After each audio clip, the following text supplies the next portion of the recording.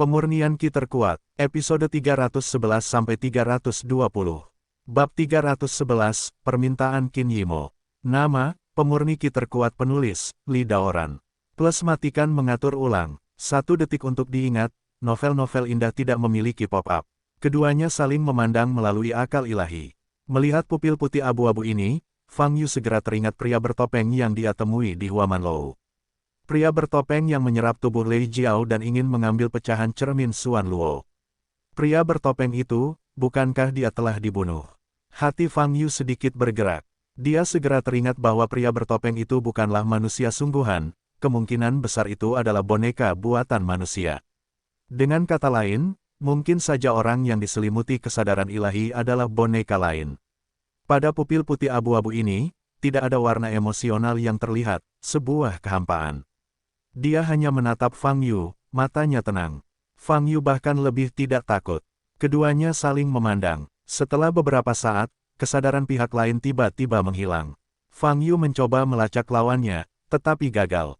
Kesadaran pihak lain menghilang begitu saja tanpa jejak, tidak dapat dieksplorasi. Apa masalahnya? Qin Yimo bertanya dengan curiga ketika ekspresi Fang Yu berubah. Tidak ada apa-apa. Fang Yu menggelengkan kepalanya dan melihat keluar jendela. Dia pada dasarnya bisa yakin bahwa sepasang pupil abu-abu putih tadi sama dengan orang bertopeng yang dia temui di Huamanlou. Apakah pihak lain itu manusia atau boneka? Anda harus bertemu untuk mengetahuinya. Ingin membalas dendam padaku. Kalau begitu cepat datang. Senyuman dingin muncul di wajah Fang Yu. Malam ini, Fang Yu datang ke Hotel Qin Yimo dan menginap di kamar sebelah Qin Yimo. Fang Yu bermeditasi di lantai ruangan, menghadap jendela dari lantai ke langit-langit, melihat pemandangan malam pesta di Pulau Kowloon di luar. Sejak menyerap asal-usul naga, ia merasakan meridian di tubuh, darah di pembuluh darah, dan bahkan dantian, semuanya terasa panas. Perasaan ini sangat aneh. Fang Yu merasa mungkin ada yang salah dengan tubuh fisiknya, tapi selain panas, tidak ada ketidaknyamanan lain. Di area kemaluan, naga emas kecil itu masih berputar-putar, sepertinya tidak akan pernah berhenti. Apa arti kemunculan naga emas ini? Berarti Fang Yu sudah menguasai kekuatan Shenlong. Setelah menyerap asal-muasal naga, energi sejati Fang Yu memang berubah menjadi kuning keemasan melambangkan naga. Selain itu, Fang Yu tidak merasakan banyak perubahan. Jika aku benar-benar sudah menguasai kekuatan naga, maka kekuatan naga lebih seperti hiasan, dan tidak ada gunanya. Fang Yu mengulurkan tangannya, memadatkan kemarahan di kedua tangannya. Wow! Ki emas muncul dari telapak tangannya. Fang Yu menyipitkan matanya untuk mengamati energi sebenarnya di tangannya, ingin melihat bagaimana energi sejati ini berbeda dari energi sejati sebelumnya. Namun setelah mengamati selama setengah jam penuh, dia masih tidak bisa melihat apapun dan harus menyerah. Fang Yu menghilangkan Zen Qi di tangannya dan menghela nafas. Saya pikir setelah menyerap esensi naga, dia akan mampu menembus 10.000 lapisan periode pemurnian Qi.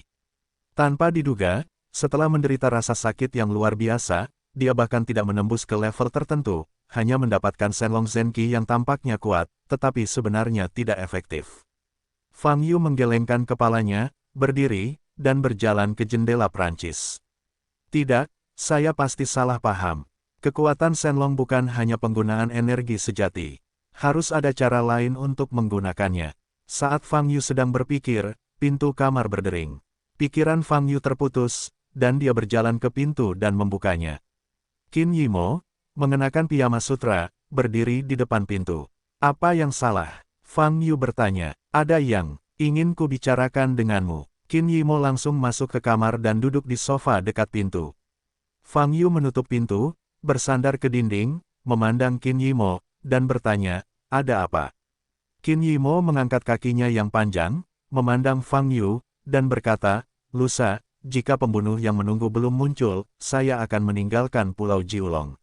Saya tahu kemungkinan besar mereka tidak akan muncul. Tindakan kamar dagang Tohoku malam ini mungkin mengejutkan. Nah, jika pembunuhnya tidak muncul, kamu akan meninggalkan Pulau Kowloon, lalu. Fang Yu sedikit mengangkat alisnya dan bertanya. Qin Yimo membelai rambut basah di dahinya dan berkata, karena pembunuhnya sudah lama tidak muncul, keluargaku khawatir aku akan terus tinggal di Jiangnan. Jadi, jika pembunuh yang bersembunyi di kegelapan tidak bisa dijemput besok, aku harus kembali ke ibu kota. Keluargamu akhirnya membuat keputusan yang tepat, Fang Yu mengangguk dan berkata. Qin Yimo menatap Fang Yu, menggigit bibir merahnya, dan berkata, tapi saya agak tidak mau meninggalkan Jiangnan seperti ini. Bisnis Jiangnan baru saja membaik, dan Anda baru saja mendapatkan kumpulan Tiandouyan dari keluarga Chen. Jika saya bisa tinggal di Jiangnan, saya pasti bisa melakukan semuanya dengan baik dan membiarkan keluarga Qin tinggal di Jiangnan secara menyeluruh. Berdiri tegas, lalu gunakan Tiandouyan itu untuk mencapai Huaibei. Setelah kembali ke ibu kota, siapa yang akan mengambil alih bisnis Jiangnan? Fang Yu bertanya, kakek bilang itu belum ditentukan, dan mungkin akan menghentikan ekspansi bisnis Jiangnan, kata Qin Yimo. Oh, sayang sekali, kata Fang Yu. Menurutmu itu sangat disayangkan juga. Aku tidak begitu memahami keputusan kakek. Menurutku tidak perlu terlalu takut pada para pembunuh itu. Qin Yimo meraih bantal di sofa di pelukannya, mencubit bantal itu dengan keras, dan berkata, seperti semua orang di keluarga Qin telah mendapat perhatian sejak lahir, dan proses pertumbuhan tidak pernah berjalan mulus. Saya telah menghadapi banyak bahaya dan saya yakin bahwa saya mempunyai kemampuan untuk menghadapi segala macam bahaya. Seharusnya kali ini bahayanya melebihi apa yang bisa kamu tangani. Fang Yu berkata dengan ringan. Dapat dikatakan bahwa dia tumbuh besar dengan memperhatikan Qin Wudao dan mengenalnya dengan cukup baik. Qin Wudao adalah orang yang sangat cerdas, teliti, dan berpikiran luas. Keputusan yang diambilnya telah dipikirkan dengan matang, dan sebagian besar merupakan keputusan yang sangat tepat. Ini pendapat mereka, dan saya berusia 20-an, dan saya bisa menilai sendiri risikonya. Saya rasa situasi saat ini belum waktunya untuk melepaskan bisnis Jiangnan yang akan dikembangkan. Mata Qin Yimo tegas, untuk mengatakan, kalau begitu, kamu bisa memberitahu mereka pendapatmu. Kata Fang Yu, tidak ada gunanya, mereka semua mengira aku harus kembali ke ibu kota, termasuk kakekku. Selama kakekku mengangguk, aku tidak akan punya cara untuk tinggal di Jiangnan. Qin Yimo berkata dengan putus asa, tidak mungkin, kamu kembali dengan patuh. Fang Yu berkata sambil mengangkat bahu. Qin Yimo berdiri, berjalan ke arah Fang Yu, membuka matanya yang indah, dan berkata, hanya kamu yang bisa membantuku. Apa yang bisa saya bantu? Fang Yu mengangkat alisnya dan berkata, kakek sangat menghargaimu. Jika kamu bersedia membantuku berbicara, dia mungkin akan berubah pikiran. Qin Yimo berkedip dan berkata, fokus masalah ini adalah pada keselamatan pribadimu. Aku menelepon dan dia hanya akan membiarkan aku melindungimu gelombang www.novelringan.com gelombang kata Fang Yu. Petik 2. Ya, Qin Yimo mengangguk seperti ayam mematuk nasi, dan berkata, jika kamu bersedia menjadi pengawal pribadiku, aku bisa tinggal di Jiangnan. Kamu banyak bicara, hanya untuk mendapatkan ini, kan? Fang Yu tersenyum. Qin Yimo menatap Fang Yu, berpura-pura menyedihkan. Fang Yu, bisakah kamu membantuku kali ini? Saya benar-benar tidak ingin kembali ke ibu kota. Saya ingin menangani urusan Jiangnan dengan baik. Nada suaranya sedikit memohon, tetapi juga sedikit centil. Dia terkejut ketika mengucapkan kata-kata itu, pipinya yang putih dan tanpa cacat bersinar dengan cahaya merah samar. Ini adalah pertama kalinya dia berbicara kepada orang-orang dengan nada seperti ini ketika dia besar nanti. Tentu saja tidak, aku punya banyak hal yang harus disibukkan akhir-akhir ini. Fang Yu hanya menolak, aku bisa membayarmu, bukan hanya uang, kamu bisa melakukan apapun yang kamu mau. Qin Yimo berkata lagi dengan penuh minat. Tidak ada gunanya, aku tidak butuh apapun. Jawab Fang Yu. Qin Yimo segera putus asa, berjalan kembali ke sofa, dan duduk dalam keadaan lumpuh. Fang Yu memandang Qin Yimo dan berkata, sejauh yang saya tahu tentang kakekmu, jika bukan karena keadaan khusus, dia tidak akan memaksamu untuk kembali. Aku tahu, Qin Yimo menjawab dengan lemah, dia memberiku pilihan lain, yaitu meyakinkanmu untuk menjadi pengawalku. Anak tua ini selalu memukulku dengan sempoa. Lain kali aku bertemu, aku harus memukulnya. Fang Yu menggelengkan kepalanya sedikit dan berkata dalam hatinya. Itu benar. Qin Yimo duduk tegak dan berkata, kakekku memintaku bertanya apakah aku ingin kembali ke ibu kota bersamaku. Dia ingin bertemu denganmu. Lain kali, saya akan selalu pergi ke ibu kota, kata Fang Yu. Oke, Qin Yimo berdiri dan keluar dari kamar, bab 312, menerobos menara 9 lantai. Nama, Pemurni ki terkuat penulis, Li Daoran. Plus matikan mengatur ulang. 1 detik untuk diingat, novel-novel bagus tidak memiliki pop-up. Keesokan paginya, Fang Yu dibangunkan oleh Qin Yimo. Kemana harus pergi? Fang Yu bertanya, bukankah aku sudah menyebutkannya padamu kemarin? Menara 9 lantai, kata Qin Yimo. Aku sudah mengatakan semuanya, itu hanya bohong, kata Fang Yu. Saya tahu, saya tidak mengatakan saya ingin memasuki pagoda 9 lantai, tetapi saya pergi ke sana sebentar. Akan ada banyak prajurit yang pergi ke pagoda 9 lantai hari ini. Jika saya muncul di tempat itu, para pembunuh yang bersembunyi di kegelapan mungkin tidak bisa menahan diri, tembak aku. Kata Qin Yimo dengan harapan di matanya. Hal ini membuat Qin Lang di sebelahnya terlihat aneh. Orang normal takut menghadapi pembunuh, menghindarinya, dan menakutkan. Namun sepupunya malah sebaliknya, bukan hanya tidak takut, tapi juga mengharapkan kedatangan si pembunuh. Yah, aku bisa menemanimu. Tapi aku punya permintaan, kata Fang Yu. Apa persyaratannya? Qin Yimo bertanya dengan mata terbelalak. Ayo sarapan dulu, kata Fang Yu. Setelah sarapan di lantai restoran hotel, Fang Yu masuk ke mobil Qin Yimo dan pergi ke lokasi pagoda 9 lantai. Setelah sekitar 40 menit, rombongan keluar dari mobil. Di depannya ada alun-alun kosong, dan di tengah alun-alun berdiri sebuah menara setinggi puluhan meter. Menara ini memiliki 9 lantai, dan setiap lantai tingginya sekitar 5 atau 6 meter. Dari luar, menara ini biasa saja, mirip dengan menara lainnya. Ada banyak seniman bela diri yang berdiri di alun-alun, dan basis budidaya berkisar dari periode pemurnian Qi hingga periode pembangunan fondasi. Berdiri di pintu masuk alun-alun dan menyaksikan kerumunan yang ramai, Fang Yu hanya merasa bosan. Kak, menara ini sepertinya tidak cukup besar untuk menampung begitu banyak orang. Qin Lang bertanya dengan rasa ingin tahu, melihat menara 9 lantai di depan. Menara ini bukanlah bangunan biasa, ini adalah senjata ajaib. Konon setelah masuk, kamu akan mencapai dunia lain. Sulit bagi para pejuang untuk bertemu satu sama lain. Qin Yimo memperkenalkan. Oh, bukankah ini sama dengan kota bawah tanah ibu kota? Qin Lang memandang menara 9 lantai di depannya dengan heran, dan berkata, jika kamu ingin masuk dan melihat-lihat, masuk saja. Cukup jika ada Fang Yu di sisiku. Qin Yimo memandang Qin Lang dan berkata, baiklah, mari kita lihat situasinya dulu. Kata Qin Lang ragu-ragu. Untuk memasuki menara 9 lantai ini, Anda harus pergi ke salah satu booth di sudut alun-alun dan mendapatkan uang atau barang berharga lainnya dengan imbalan tanda kayu. Seiring berjalannya waktu, banyak prajurit yang menukar plakat kayu dan berjalan ke menara 9 lantai. Semakin sedikit prajurit di alun-alun. Setengah jam kemudian, mereka yang tinggal di alun-alun adalah mereka yang datang untuk menonton.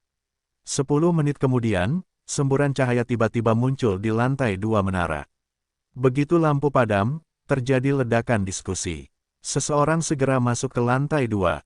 Ya, kali ini sangat cepat. Biasanya memakan waktu setidaknya 1 jam. Adakah yang bisa mencapai lantai 6 kali ini? Qin Lang, kamu masuk juga. Qin Yimo memandang Qin Lang dan berkata, kakak, apakah kamu ingin aku masuk? Qin Lang bertanya dengan bingung. Ya, Qin Yimo mengangguk. Qin Lang segera memahami niat Qin Yimo, berbalik dan berjalan menuju kios di kejauhan. Setelah menukar uang dengan uang tunai, dia berjalan menuju menara 9 lantai. Saat ini, Qin Yimo menoleh dan menatap Fang Yu lagi. Terlalu jauh, jika pembunuhnya benar-benar bergerak, aku mungkin tidak bisa menahanmu. Apa kamu yakin ingin melakukan ini? Fang Yu mengangkat alisnya dan bertanya. Jika kamu tidak melakukan ini, pihak lain mungkin tidak akan pernah bergerak. Maka aku harus kembali ke ibu kota. Apapun yang terjadi, aku hanya bisa bertarung. Kata Qin Yimo dengan tegas. Bagus. Fang Yu mengangguk dan pergi perlahan. Sambil berjalan, dia telah menyebarkan kesadaran spiritualnya hingga jarak 5 km. Dengan cara ini, Fang Yu akan segera mengetahui jika ada orang yang berperilaku tidak biasa. Setelah Fang Yu dan Qin Lang pergi, Qin Yimo berdiri sendirian di tepi alun-alun, duduk di bangku batu sambil bermain dengan ponselnya. Dia berpura-pura sedang bermain dengan ponselnya, tetapi pikirannya sepenuhnya memperhatikan situasi di sekitarnya. Dia harus waspada untuk berjaga-jaga. Untuk memimpin si pembunuh, dia harus menempatkan dirinya pada posisi paling berbahaya. Titik titik titik. Fang Yu berjalan menuju kios. Duduk di dalam kios adalah seorang pria berjubah abu-abu, dengan banyak papan kayu di depannya. Fang Yu merasa bosan, melangkah maju dan bertanya, menara 9 lantai dibuka setiap beberapa hari. Seminggu sekali. Mau masuk, ada lebih dari 100 tempat hari ini. Kalau lebih murah sedikit, akan dijual tunai 30.000 yuan, kata pria itu. 30.000, terlalu mahal. Bisakah saya membayarnya kembali setelah saya masuk? Fang Yu bertanya. Pria itu tersenyum menghina dan berkata, ini pertama kalinya Anda datang ke sini. Pernahkah Anda melihat berapa banyak orang yang berdesakan di sini untuk membeli plakat kayu? Jika Anda tidak dapat menghasilkan uang kembali, tapi ku dengar menara 9 lantai ini adalah senjata ajaib. Bukankah harta karun di dalamnya terbatas? Kalau dibuka seminggu sekali, biarpun ada harta karun di dalamnya, aku khawatir harta itu akan diambil. Kata Fang Yu, jangan banyak tanya kalau kamu tidak membelinya. Aku tidak punya waktu untuk ngobrol denganmu.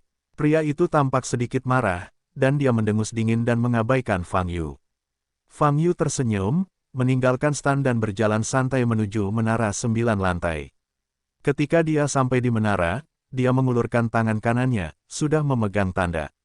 Kayu di telapak tangannya. Tidak baik melakukan ini, tapi 30.000 yuan terlalu mahal dan tidak sepadan. Fang Yu berkata dalam hatinya. Lantai 3 menara 9 lantai di depan masih belum menyala. Jelas, belum ada yang berhasil mencapai lantai 3. Fang Yu menoleh dan melirik Qin Yimo di sudut alun-alun, dan melangkah ke menara 9 lantai. Kesadaran ilahinya telah menyelimuti sekeliling, dan dia dapat segera menyadari ketika terjadi kekacauan. Alasan mengapa dia memilih untuk memasuki menara 9 lantai juga karena ketika kesadaran ilahi menyapu menara, dia merasakan banyak aura aneh. Sepertinya ada sesuatu yang bagus di menara 9 lantai ini. Pokoknya totalnya ada 9 lantai, dan tidak memakan banyak waktu. Setelah Fang Yu masuk ke menara 9 lantai, dia menginjak batasan, dan tanda kayu di tangannya langsung hancur. Di saat yang sama, pemandangan di sekitarnya juga berubah. Tentunya menara 9 lantai ini merupakan artefak spasial yang sangat bagus.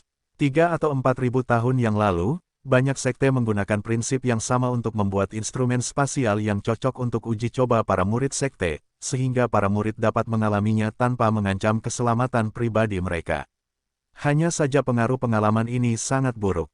Oleh karena itu, banyak sekte yang masih memilih menggunakan cara paling primitif untuk mengirim muridnya langsung berlatih. Lingkungan sekitar Fang Yu berubah menjadi hamparan salju yang luas. Fang Yu tahu betul gelombang www.novelringan.com gelombang semua ini hanyalah fantasi. Jika ingin menembus level berikutnya, dia tidak perlu berjalan-jalan sama sekali, dia hanya perlu mengetahui lokasi larangan yang memicu level berikutnya. Di bawah naungan kesadaran ilahi, Fang Yu menemukan hal yang tidak diketahui dengan mudah dan segera bergegas maju. Setelah beberapa detik, Fang Yu berdiri di atas batasan tersebut. Wow, semburan cahaya putih muncul dari tubuh Fang Yu. Detik berikutnya, Fang Yu sampai di lantai 2 menara 9 lantai. Hal-hal baik itu harusnya ditempatkan di level tertinggi, terus naik. Memikirkan hal ini, Fang Yu sekali lagi mengabaikan semua ilusi di depannya, menggunakan indera spiritualnya untuk mengunci posisi terlarang, dan kemudian dengan cepat bergegas ke posisi itu dan bergegas ke lantai berikutnya. Titik. Di alun-alun, orang-orang yang menonton, wajah mereka berubah ketika mereka melihat lampu di lantai 3 menara 9 lantai. Sangat cepat, seseorang baru saja mendobrak lantai 2, dan seseorang mendobrak lantai 3 begitu cepat. Seseorang berseru, tapi begitu suara orang ini turun, lantai 4 menara 9 lantai itu menyala. Kali ini, terjadi keributan. Ini terlalu cepat. Lapisan ketiga baru menyala kurang dari 2 detik, dan lapisan keempat menyala kembali. Siapa ini? Bagaimana bisa begitu cepat? Seseorang berteriak. Dia baru saja selesai berbicara, lantai 5 menara 9 lantai itu menyala. Wow, orang-orang di alun-alun tidak bisa lagi tenang, dan semua berseru. Lantai 5 menyala begitu cepat. Dulu, butuh setidaknya beberapa jam untuk masuk ke lantai 5. Dalam banyak kasus, bahkan seluruh kelompok prajurit yang memasuki menara 9 lantai, tidak ada yang bisa masuk ke lantai 5. Saat lantai 5 menyala, banyak prajurit yang gagal di menara 9 lantai dan diteleportasi keluar dari menara. Bab 313 Perangkai. Nama, Pemurni Ki terkuat penulis, Li Daoran. Plus matikan mengatur ulang. 1 detik untuk diingat, novel-novel indah tidak memiliki pop-up.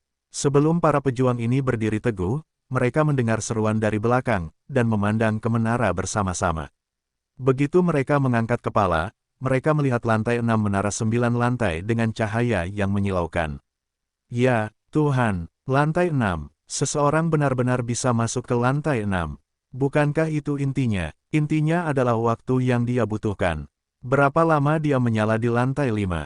Kenapa dia buru-buru ke lantai 6? Saya pikir, ada yang tidak beres. Tolong segera tanyakan kepada pemilik kios.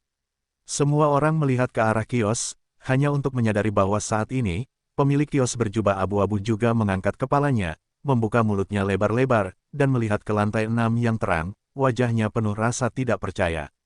Dia tidak tahu bagaimana situasinya. Masuk akal jika tidak ada yang memicu larangan masuk ke menara 9 lantai, mustahil setiap lantai menara 9 lantai itu bersinar. Cahaya di setiap lapisan membuktikan bahwa seseorang telah memicu larangan pada lapisan tersebut. Tepat ketika pemilik kios tidak yakin, semburan cahaya muncul di lantai 7 menara 9 lantai. Ini kurang dari 3 detik. Ini, pemilik kios melihat ke menara 9 lantai, tenggorokannya menggeliat, tidak bisa berkata-kata. Orang-orang lain di alun-alun juga tercengang. Qin Yimo, yang sedang duduk di bangku batu di tepi alun-alun, tentu saja tidak terkecuali. Pengetahuannya tentang menara 9 lantai terbatas pada informasi yang diberikan oleh stafnya. Tapi saat ini, mendengar seruan di sekitar dan melihat wajah kaget orang-orang itu, dia tahu betapa luar biasa pemandangan ini. Siapa yang melakukannya begitu cepat? Apakah itu Qin Lang? Mata indah Qin Yimo berkedip-kedip, dan dia menatap ke lantai 7 yang disorot. Saat ini, lantai 8 kembali menyala. Orang-orang di alun-alun tidak bisa lagi berseru. Mereka mati rasa, mereka hanya melihat ke menara 9 lantai, diam-diam menunggu lantai 9 bersinar. Banyak prajurit yang dibunuh oleh monster dalam ilusi di menara 9 lantai, dan dikirim keluar, mengetahui situasi khusus saat ini, dan melihat posisi teratas menara 9 lantai. Sebelum hari ini, belum ada yang bisa mencapai lantai 9 menara 9 lantai. Namun menurut situasi saat ini, rekor ini akan segera dipecahkan. Pada saat semua orang sedang menonton, lantai 9 dari menara 9 lantai itu tidak menyala untuk waktu yang lama. Menurut kecepatan sebelumnya, hampir 3 detik. Tapi sekarang sudah lebih dari 1 menit sejak lantai 8 menyala. Lantai 9 masih belum menyala. Sepertinya ada perlawanan. Lantai 9 tidak mudah untuk ditembus. Sial, sungguh menakjubkan bisa mencapai lantai 8. Orang sebelum itu paling banyak bisa mencapai lantai 5. Itu tidak benar. Orang ini bergegas begitu cepat, bisakah dia mendapatkan harta karun dari setiap lapisan? Bukankah begitu? Dia hanya diam di setiap lantai selama 1 atau 2 detik. Ketika lantai 9 tidak menyala untuk waktu yang lama, ada banyak diskusi di alun-alun. Di dalam menara 9 lantai, lantai 8. Saya tahu bahwa orang yang membuat senjata ajaib ini sedang tidak nyaman. Fang Yu saat ini berada di tempat yang remang-remang. Ilusi ini mungkin adalah apa yang dipikirkan oleh produser tentang neraka. Sekelompok monster jelek bergegas menuju Fang Yu, tapi Fang Yu tidak bisa bersembunyi. Selama hati percaya bahwa segala sesuatu di sekitarnya salah, maka ilusi itu akan hancur dengan sendirinya. Apapun jenis teknik ilusi yang Anda hadapi, trik ini adalah 100 roh. Cakar monster ganas ini menepuk Fang Yu, dan kemudian melewati tubuh Fang Yu, tidak dapat menyebabkan kerusakan besar. Alasan mengapa Fang Yu tidak bisa menembus lantai 9 adalah karena menara 9 lantai ini tidak memiliki larangan untuk mencapai lantai 9. Dengan kata lain, memang ada hal-hal baik di menara 9 lantai, tetapi semua hal baik tersembunyi di lokasi yang tidak dapat diperoleh oleh prajurit biasa.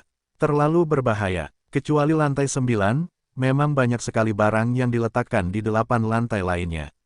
Tapi benda-benda itu hanyalah sampah yang tidak berharga, seperti senjata ajaib tingkat menengah, pil tingkat rendah. Setiap pemilik kios membuka menara 9 lantai tersebut, pendapatan yang didapatnya setidaknya 20 kali lipat dari nilai pecahan tembaga dan besi tersebut. Benar saja, situs uji coba yang memerlukan biaya untuk masuk ini semuanya curang. Tidak mungkin, aku hanya bisa melakukannya untuk langit. Mulut Fang Yu meringkuk, dan dia menendang dengan keras. Ledakan, tanah di bawah kakinya dihancurkan oleh Fang Yu. Pada saat yang sama, Fang Yu terbang lurus ke atas. Dalam ilusi, ada langit merah darah di atasnya. Tapi pelepasan kesadaran ilahi Fang Yu bisa melihat situasi sebenarnya di dalam menara. Itu hanya tembok. Ledakan, terdengar suara teredam, dan puing-puing terciprat. Fang Yu berhasil mencapai lantai 9. Tidak ada ilusi di sini, hanya sebuah ruangan kecil. Tidak ada penerangan dan dekorasi. Di tanah di depan Fang Yu, dilihat dari tingkat pengunciannya, kotak ini bisa disebut brankas. Barang bagus seharusnya ada di sana. Fang Yu melangkah maju dan menamparkan permukaan kotak itu dengan tamparan. Engah, tabrakan logam berat terdengar. Kemudian, retakan muncul di permukaan kotak, yang dengan cepat hancur total, memperlihatkan isi di dalamnya. Cheat untuk latihan, pil bermutu tinggi, bahan obat tingkat milenium, dan beberapa senjata ajaib. Aura yang dirasakan Fang Yu dengan kesadaran ilahi sebelumnya mungkin adalah aura yang dipancarkan oleh bahan obat tersebut.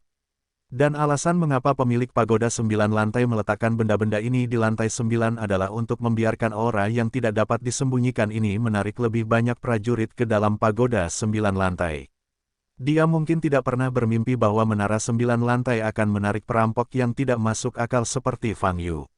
Teknik macam apa ini? Seni Dewa Beiming. Sepertinya ada sekte tingkat kedua yang disebut Beiming Song. Fugui Jue, bukankah ini metode rahasia dari 5 sekte Dao? Ada juga teknik pedang Taiksu. Melihat buku rahasia latihan di dalam kotak, mata Fang Yu bersinar karena terkejut. Dia hampir mendengar rahasia latihan ini, dan semuanya adalah rahasia sekte ribuan tahun yang lalu. Sebagian besar sekte ini telah lenyap dan lenyap di dunia. Namun metode rahasia mereka sebenarnya masih memiliki warisan. Dan bukan hanya satu sekte, tapi beberapa sekte. Siapa pemilik menara 9 lantai ini? Bagaimana dia bisa? Fang Yu berpikir, tiba-tiba ekspresinya berubah. Dalam lingkup kesadaran ilahi, dia merasakan nafas yang sangat dingin, mendekat. Di alun-alun, lantai 9 belum menyala. Sebaliknya, tiba-tiba terdengar suara keras di menara 9 lantai tadi, yang menggemparkan hati orang-orang yang hadir. Jelas sekali, monster di lantai 8 sangat kuat. Kalau tidak, mustahil melakukan gerakan sebesar itu. Tepat ketika semua orang sedang menatap menara 9 lantai, sesosok hitam berjalan diam-diam ke alun-alun. Wajahnya ditutupi kain hitam, hanya sepasang pupil putih abu-abu yang terlihat. Dia berjalan tidak terburu-buru atau lambat, tanpa jejak langkah kaki. Ada di dalam, pria bertopeng itu melihat ke menara 9 lantai di depan, dan cahaya aneh muncul di mata abu-abunya. Setelah menggunakan metode rahasia untuk mengunci lokasi nafas naga tadi malam, dia tahu bahwa sumber naga itu kemungkinan besar akan diserap oleh Fang Yu. www.novelringan.com Dia harus membunuh Fang Yu untuk mendapatkan kembali sumber naga. Sebelum kamu menghancurkan avatar, hantuku, sekarang kamu telah mengambil asal-muasal naga itu. Kali ini, aku akan membunuhmu sepenuhnya dan menjadikanmu manusiawi. Pria bertopeng itu berjalan langsung menuju menara 9 lantai. Pada saat ini, cahaya putih tiba-tiba muncul di depannya. Seorang prajurit yang diteleportasi berdiri tepat di depannya.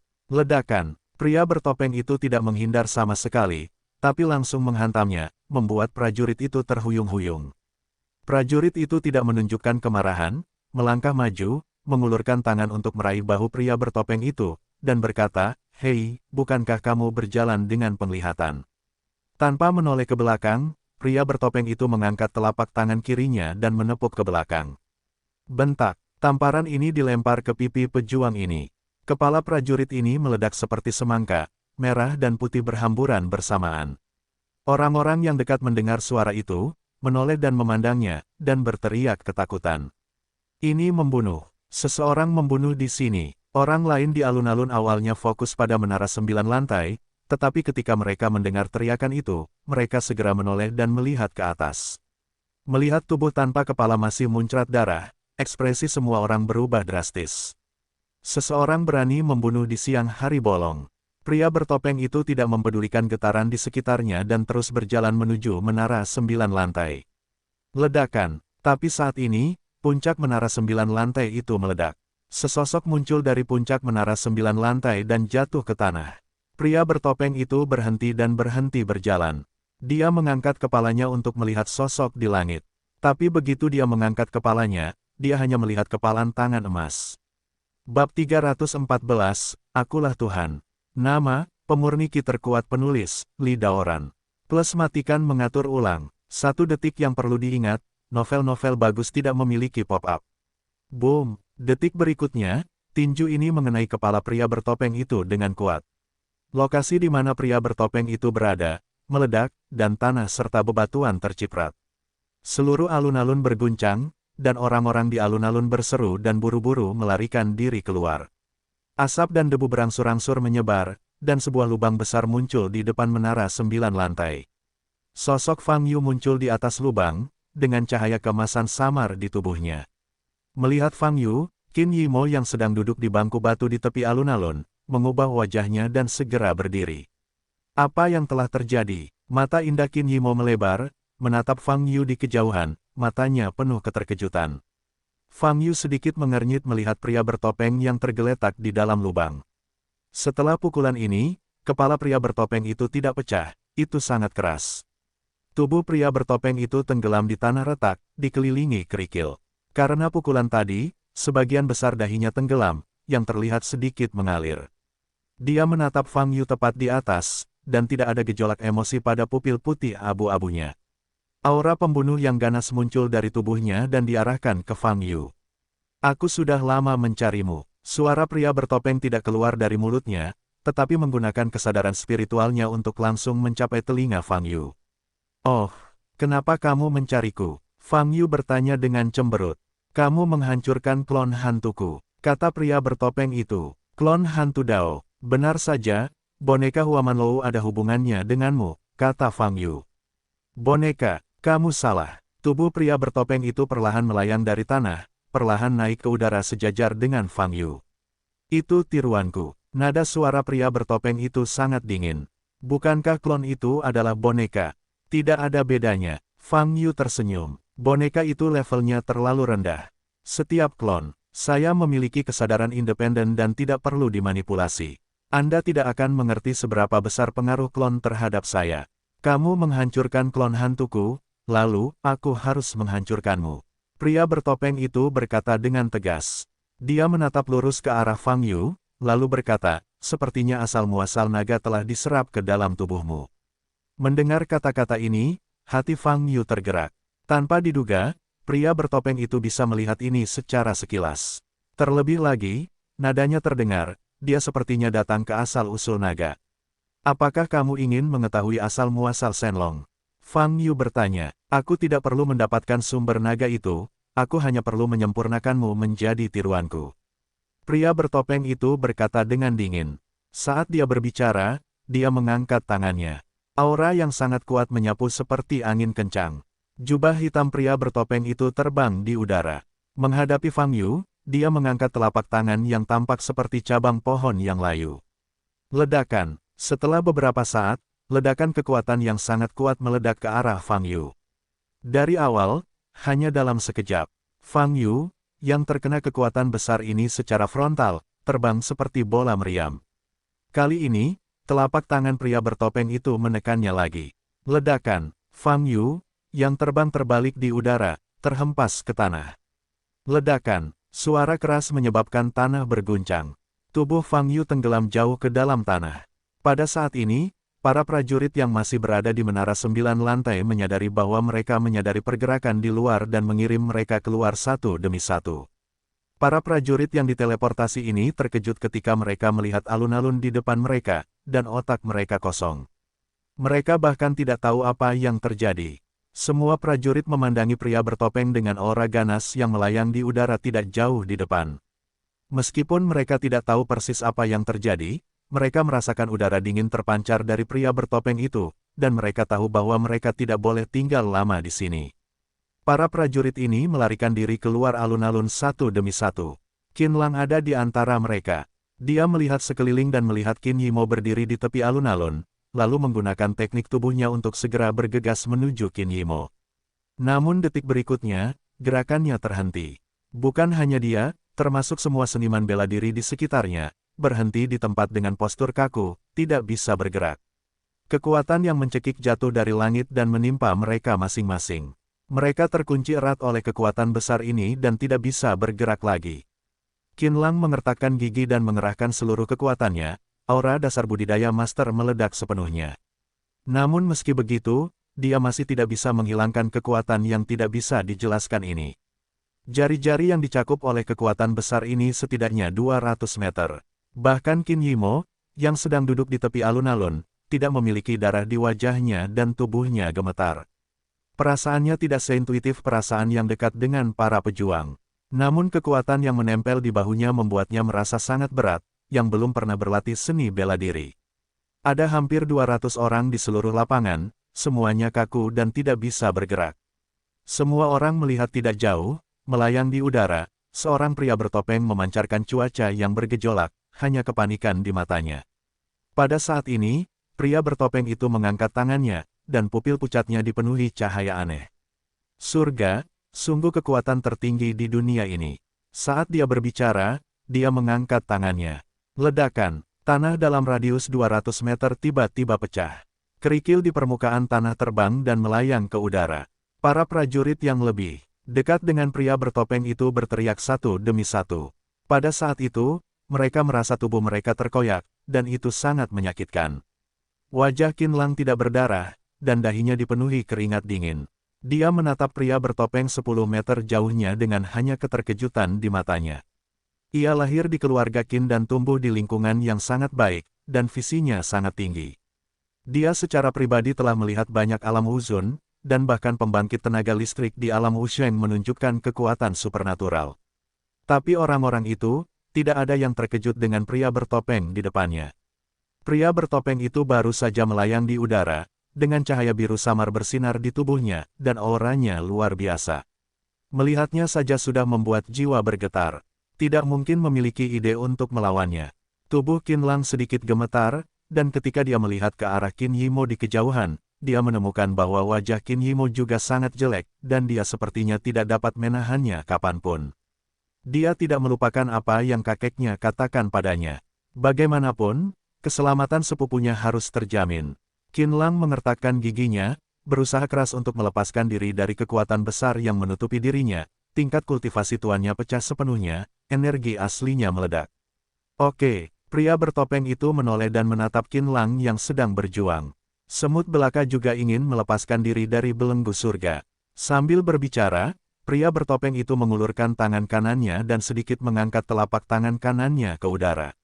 Apa? Teriak Qin Lang, matanya melebar dan urat biru di dahinya. Setiap inci daging dan darah di tubuhnya menderita sakit parah. Qin Lang, Qin Yimo di kejauhan melihat pemandangan ini dengan mata merah dan berteriak. Pria bertopeng itu memandang Qin Lang yang kesakitan gelombang www.novelringan.com gelombang dan berkata, "Akulah jalan surga. Tidak ada yang bisa menentang kuasa surga." Saat berbicara, tangan kanan pria bertopeng itu menggunakan kekuatan lagi, mencoba memeras tubuh Qin Lang hidup-hidup.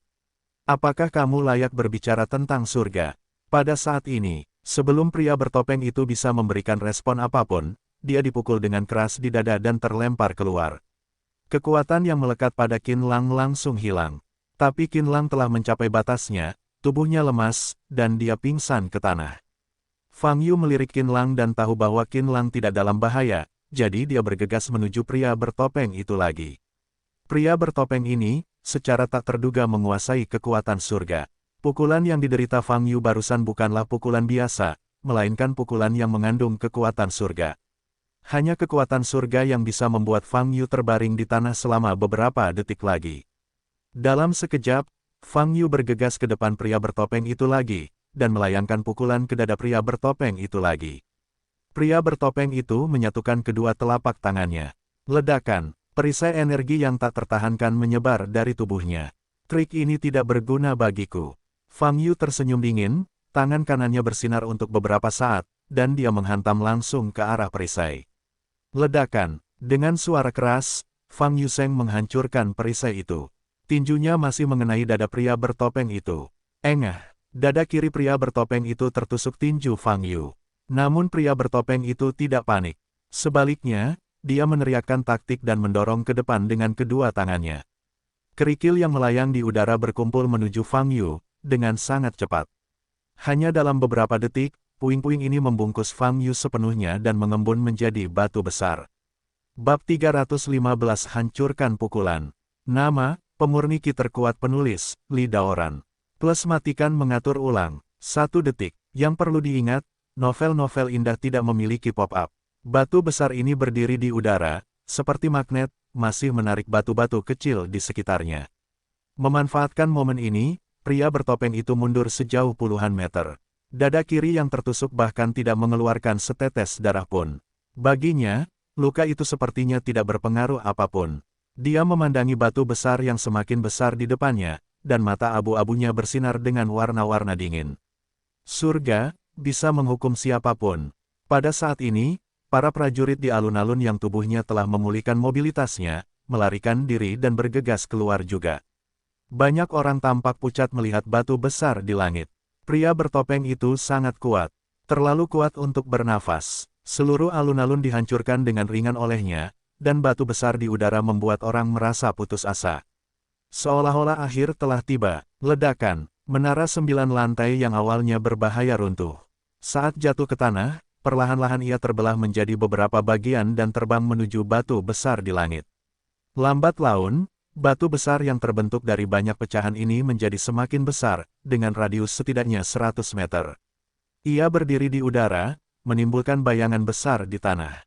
Batu-batu ini saja sudah cukup untuk menghancurkanmu sampai mati. Di bawah pengaruh kekuatan surga, batu biasa bisa diubah menjadi senjata yang sangat keras.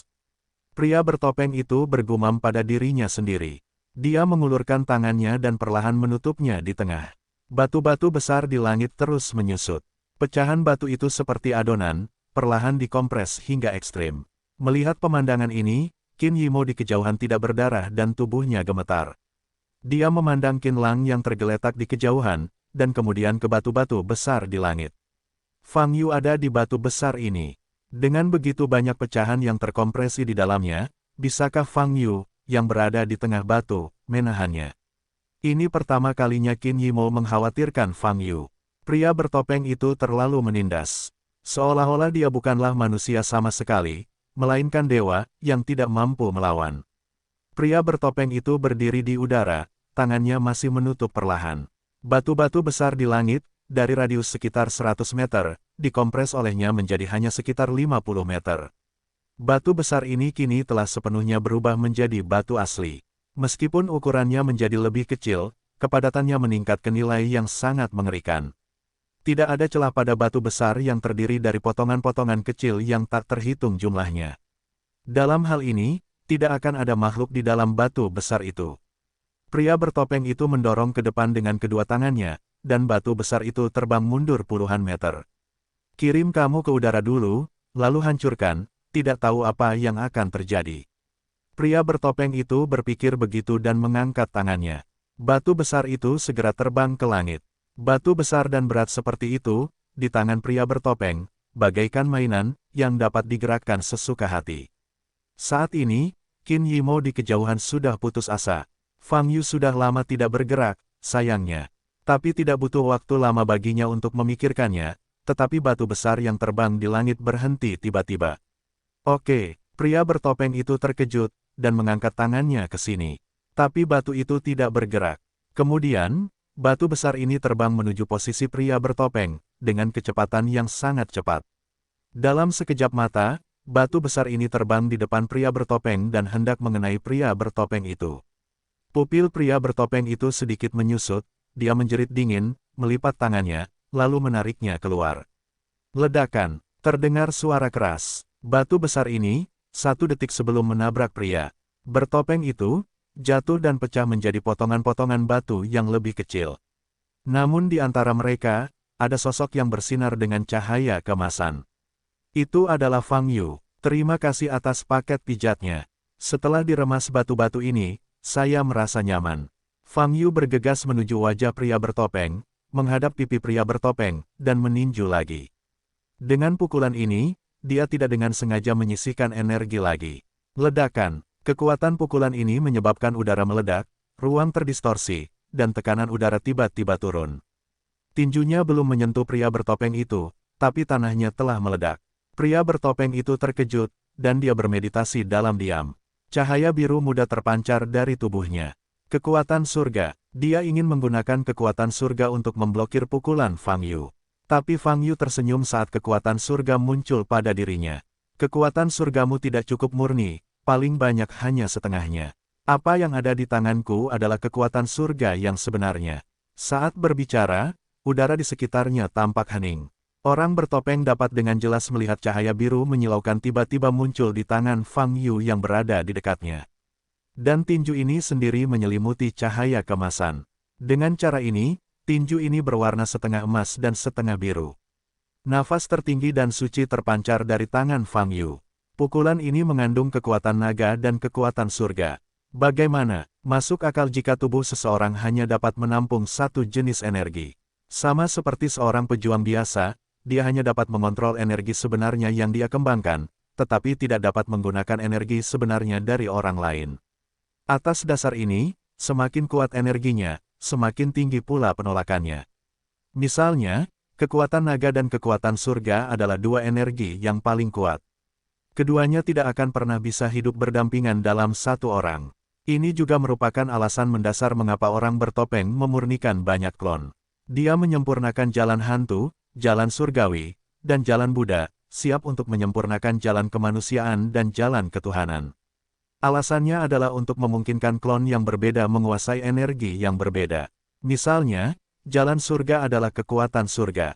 Cara hantu, kekuatan hantu dikuasai. Inilah yang dia pikirkan, satu-satunya cara dia bisa menggunakan banyak energi pada saat yang bersamaan. Tapi Fang Yu di depannya benar-benar menguasai kekuatan naga dan kekuatan surga. Terlebih lagi, dua energi yang sangat kuat ini dapat dipadatkan menjadi satu dalam satu pukulan. Bagi orang bertopeng, ini sama sekali tidak mungkin. Kamu, pria bertopeng itu memandang Fang Yu dan ingin mengatakan sesuatu. Tapi saat ini, tinju itu sudah mengenai kepalanya. Ledakan, terdengar suara keras, dan cahaya bersinar.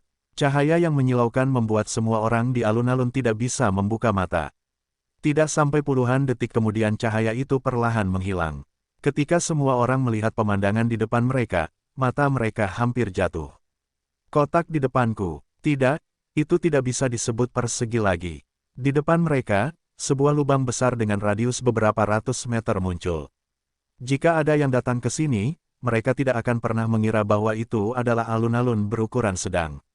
Fang Yu berdiri di tengah lubang raksasa. Tidak ada apapun di depannya. Pukulan barusan gelombang www.novelringan.com gelombang menghancurkan seluruh pria bertopeng hingga musnah, tidak meninggalkan abu. Kamu tidak boleh membunuhnya begitu cepat, kamu harus menanyakan beberapa pertanyaan lagi. Fang Yu bergumam pada dirinya sendiri dengan sedikit kesal. Dia menoleh dan melihat pemandangan di sekitarnya, lalu menundukkan kepalanya dan melihat tangannya. Di masa depan, kamu harus mengendalikannya, jangan pernah menggunakan terlalu banyak kekuatan.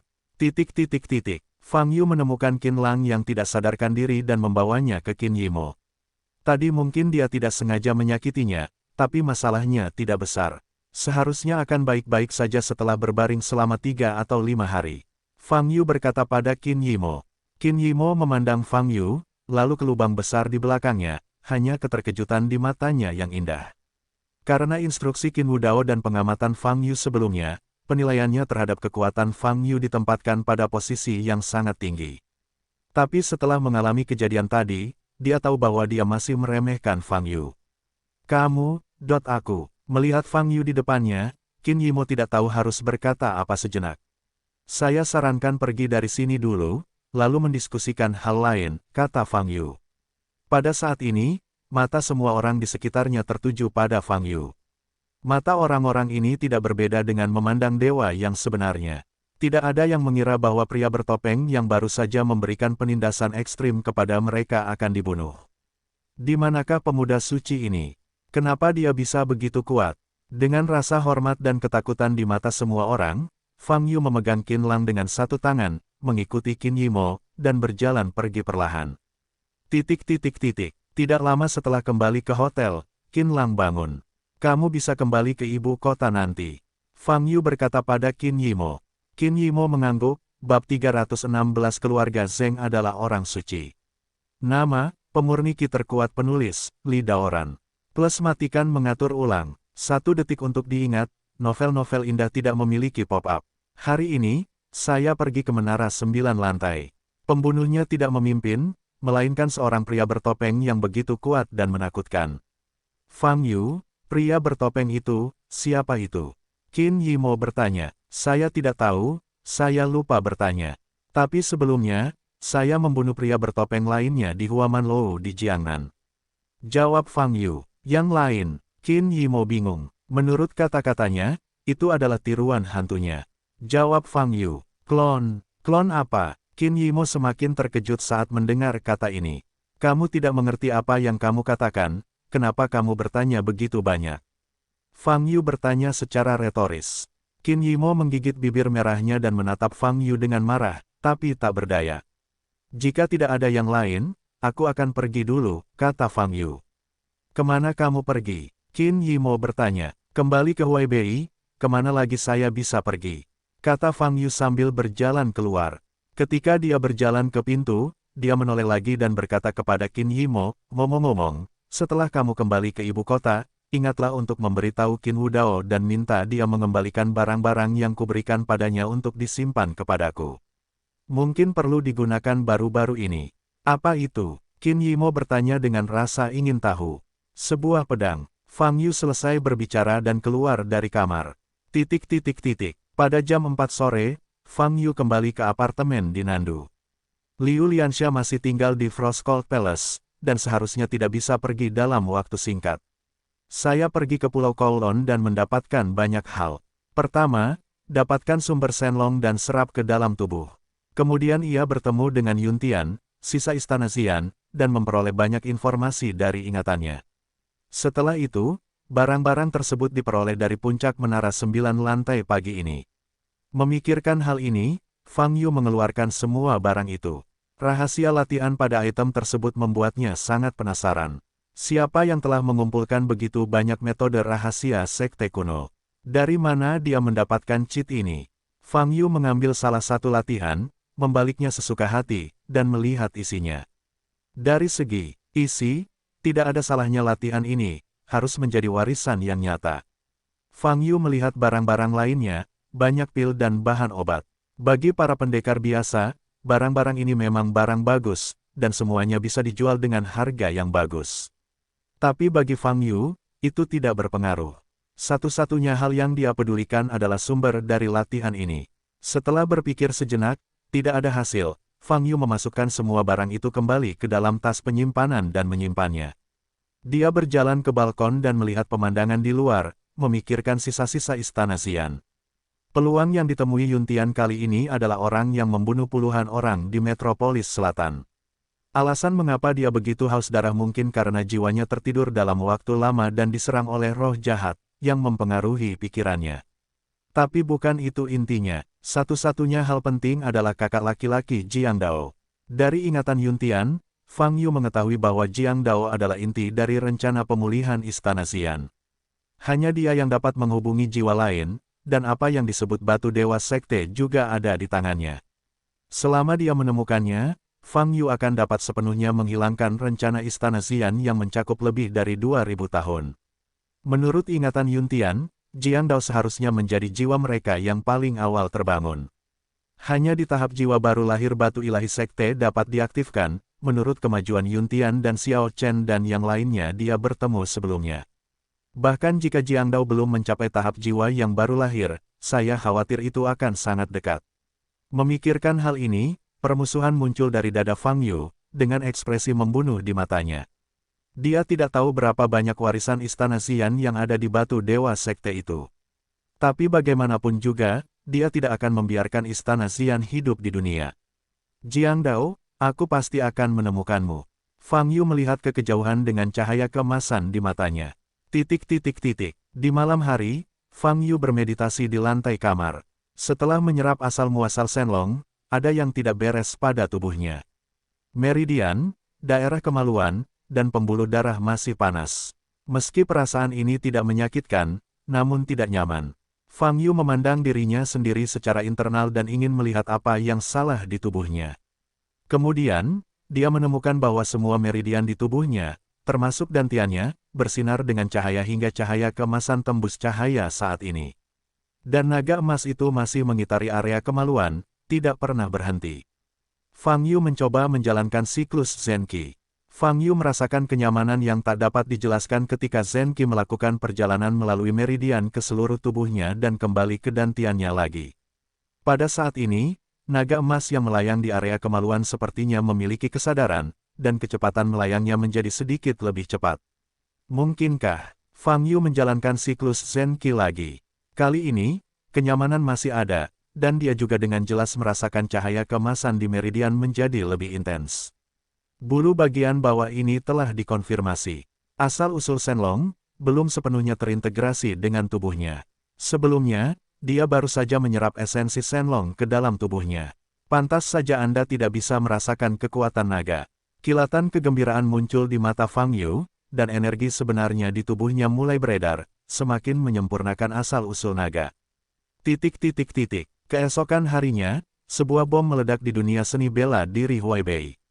Keluarga Grand Elder Zheng telah meninggalkan adat istiadat dan berhasil menerobos ke ranah martial Sein. Orang suci seni bela diri.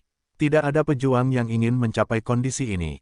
Dikatakan bahwa selama Anda menerobos ke ranah martial Sein, Anda benar-benar dapat menguasai hukum langit dan bumi, mengubah warna langit dan bumi dengan satu pikiran, dan mengubah sungai menjadi laut dengan satu tembakan.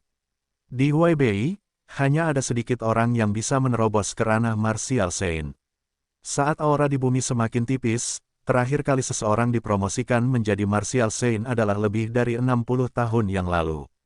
Klan manapun yang dapat menghasilkan ranah seni bela diri yang kuat dapat langsung meningkatkan status klan tersebut ke peringkat keluarga seni bela diri teratas. Tapi sekarang keluarga martial Science adalah keluarga Zheng, yang sudah menjadi keluarga seni bela diri pertama di Huaibei. Inilah sebabnya mengapa berita ini sangat panas. Keluarga Zheng awalnya memiliki latar belakang yang sangat kuat, dan di Huaibei, dapat digambarkan sebagai eksistensi yang menutupi langit dengan satu tangan. Sekarang setelah seniman bela diri lain ditambahkan, statusnya telah ditingkatkan menjadi keberadaan yang tak tersentuh. Segera setelah berita bahwa tetua agung dari keluarga Zheng menerobos ke dunia pertapa bela diri keluar, keluarga Zheng merilis berita lain. Untuk memberi selamat kepada sesepuh agung atas promosinya ke dunia pertapa bela diri, keluarga Zheng mengundang kuartet. Semua keluarga dan sekte seni bela diri besar, dan bahkan orang kaya di dunia sekuler, dapat mengirimkan perwakilan untuk berpartisipasi, tanpa batasan apapun. Pagi ini, tamu Zheng penuh dengan tamu. Perwakilan dari semua keluarga besar datang untuk memberi selamat kepada para tetua keluarga Zheng dengan hadiah. Keluarga penatua Zheng duduk di kursi tinggi, memandangi para tamu yang datang untuk memberi selamat, dengan senyum tipis di wajahnya. Setelah dipromosikan ke ranah martial Sein, aura di seluruh tubuhnya pada dasarnya berbeda dari seniman bela diri biasa. Inilah kesenjangan antara suci dan manusia. Ketika semua tamu melihat keluarga Zheng yang lebih tua, wajah mereka terkejut. Ini Wu Sheng. Huaibei hanya memiliki ahli bela diri selama beberapa dekade. Satu demi satu, para tamu berjalan ke arah keluarga Zheng yang lebih tua, memberi selamat kepadanya, dan memberikan hadiah. Zheng Xiuchen, Yang Yinzu, Zheng Rong, dan dua tetua lainnya berdiri, diam-diam memperhatikan para tamu di depan mereka. Bagi keluarga Zheng mereka, sekarang adalah waktu panen yang baik. Setiap tamu yang datang untuk memberi selamat dan menunjukkan wajahnya dianggap menunjukkan sikap. Artinya, mereka mengakui hegemoni keluarga Zheng dan bersedia menghormati keluarga Zheng di masa depan. Dan para tamu yang tidak datang, mohon maaf. Setelah hari ini, keluarga Zheng akan memberantasnya. Ayah, aku belum pernah melihat keluarga Han dan keluarga Chen. Zheng Xiuchen mendekati telinga Zheng Rong dan berbisik. Tidak apa-apa, Zheng Rong berkata sambil tersenyum dingin. Keduanya adalah satu-satunya saingan keluarga Zheng. Di masa lalu, keluarga Zheng masih memiliki ketakutan. Tapi setelah tetua agung menerobos ke alam pertapa bela diri, mereka tidak lagi memiliki keraguan. Apakah itu keluarga Chen atau keluarga Han? Jika mereka tidak yakin, pergilah berperang. Satu demi satu tamu maju ke depan. Penatua Agung, saya Han Qi, dan saya mengucapkan selamat kepada Anda atas nama keluarga Han. Selamat kepada Penatua Agung karena telah menerobos ke alam martial Sein. Sejak saat itu, dia telah menguasai alam semesta dan tidak terkalahkan. Han Qi, mengenakan jubah mewah, melangkah maju, sedikit membungkuk, dan membungkuk kepada tetua keluarga Zheng. Tetua keluarga Zheng tertawa dan berkata, Oke, Han Qi, setelah kamu kembali, beritahu anak keduamu Han, aku akan mencarinya untuk minum teh ketika aku punya waktu. Baiklah, aku akan memberitahumu apa yang dikatakan sesepuh agung itu. Han Qi tersenyum, dan membaca www.wukansu.com menyingkir. Meski ada senyuman di wajahnya, ada warna dingin di matanya. Awalnya, keluarga Han dan keluarga Zheng berada di level yang sama, tetapi hari ini, statusnya jelas-jelas menurun.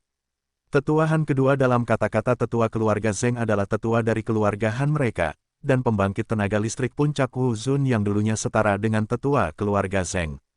Namun kini, para tetua keluarga Zheng sepertinya sama sekali mengabaikan para tetua keluarga Han, dan bahkan langsung memanggilnya dengan nama panggilannya.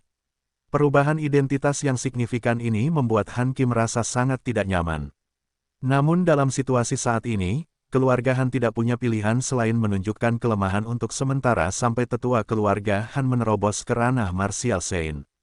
Seiring berjalannya waktu, para tamu datang satu persatu untuk memberi selamat.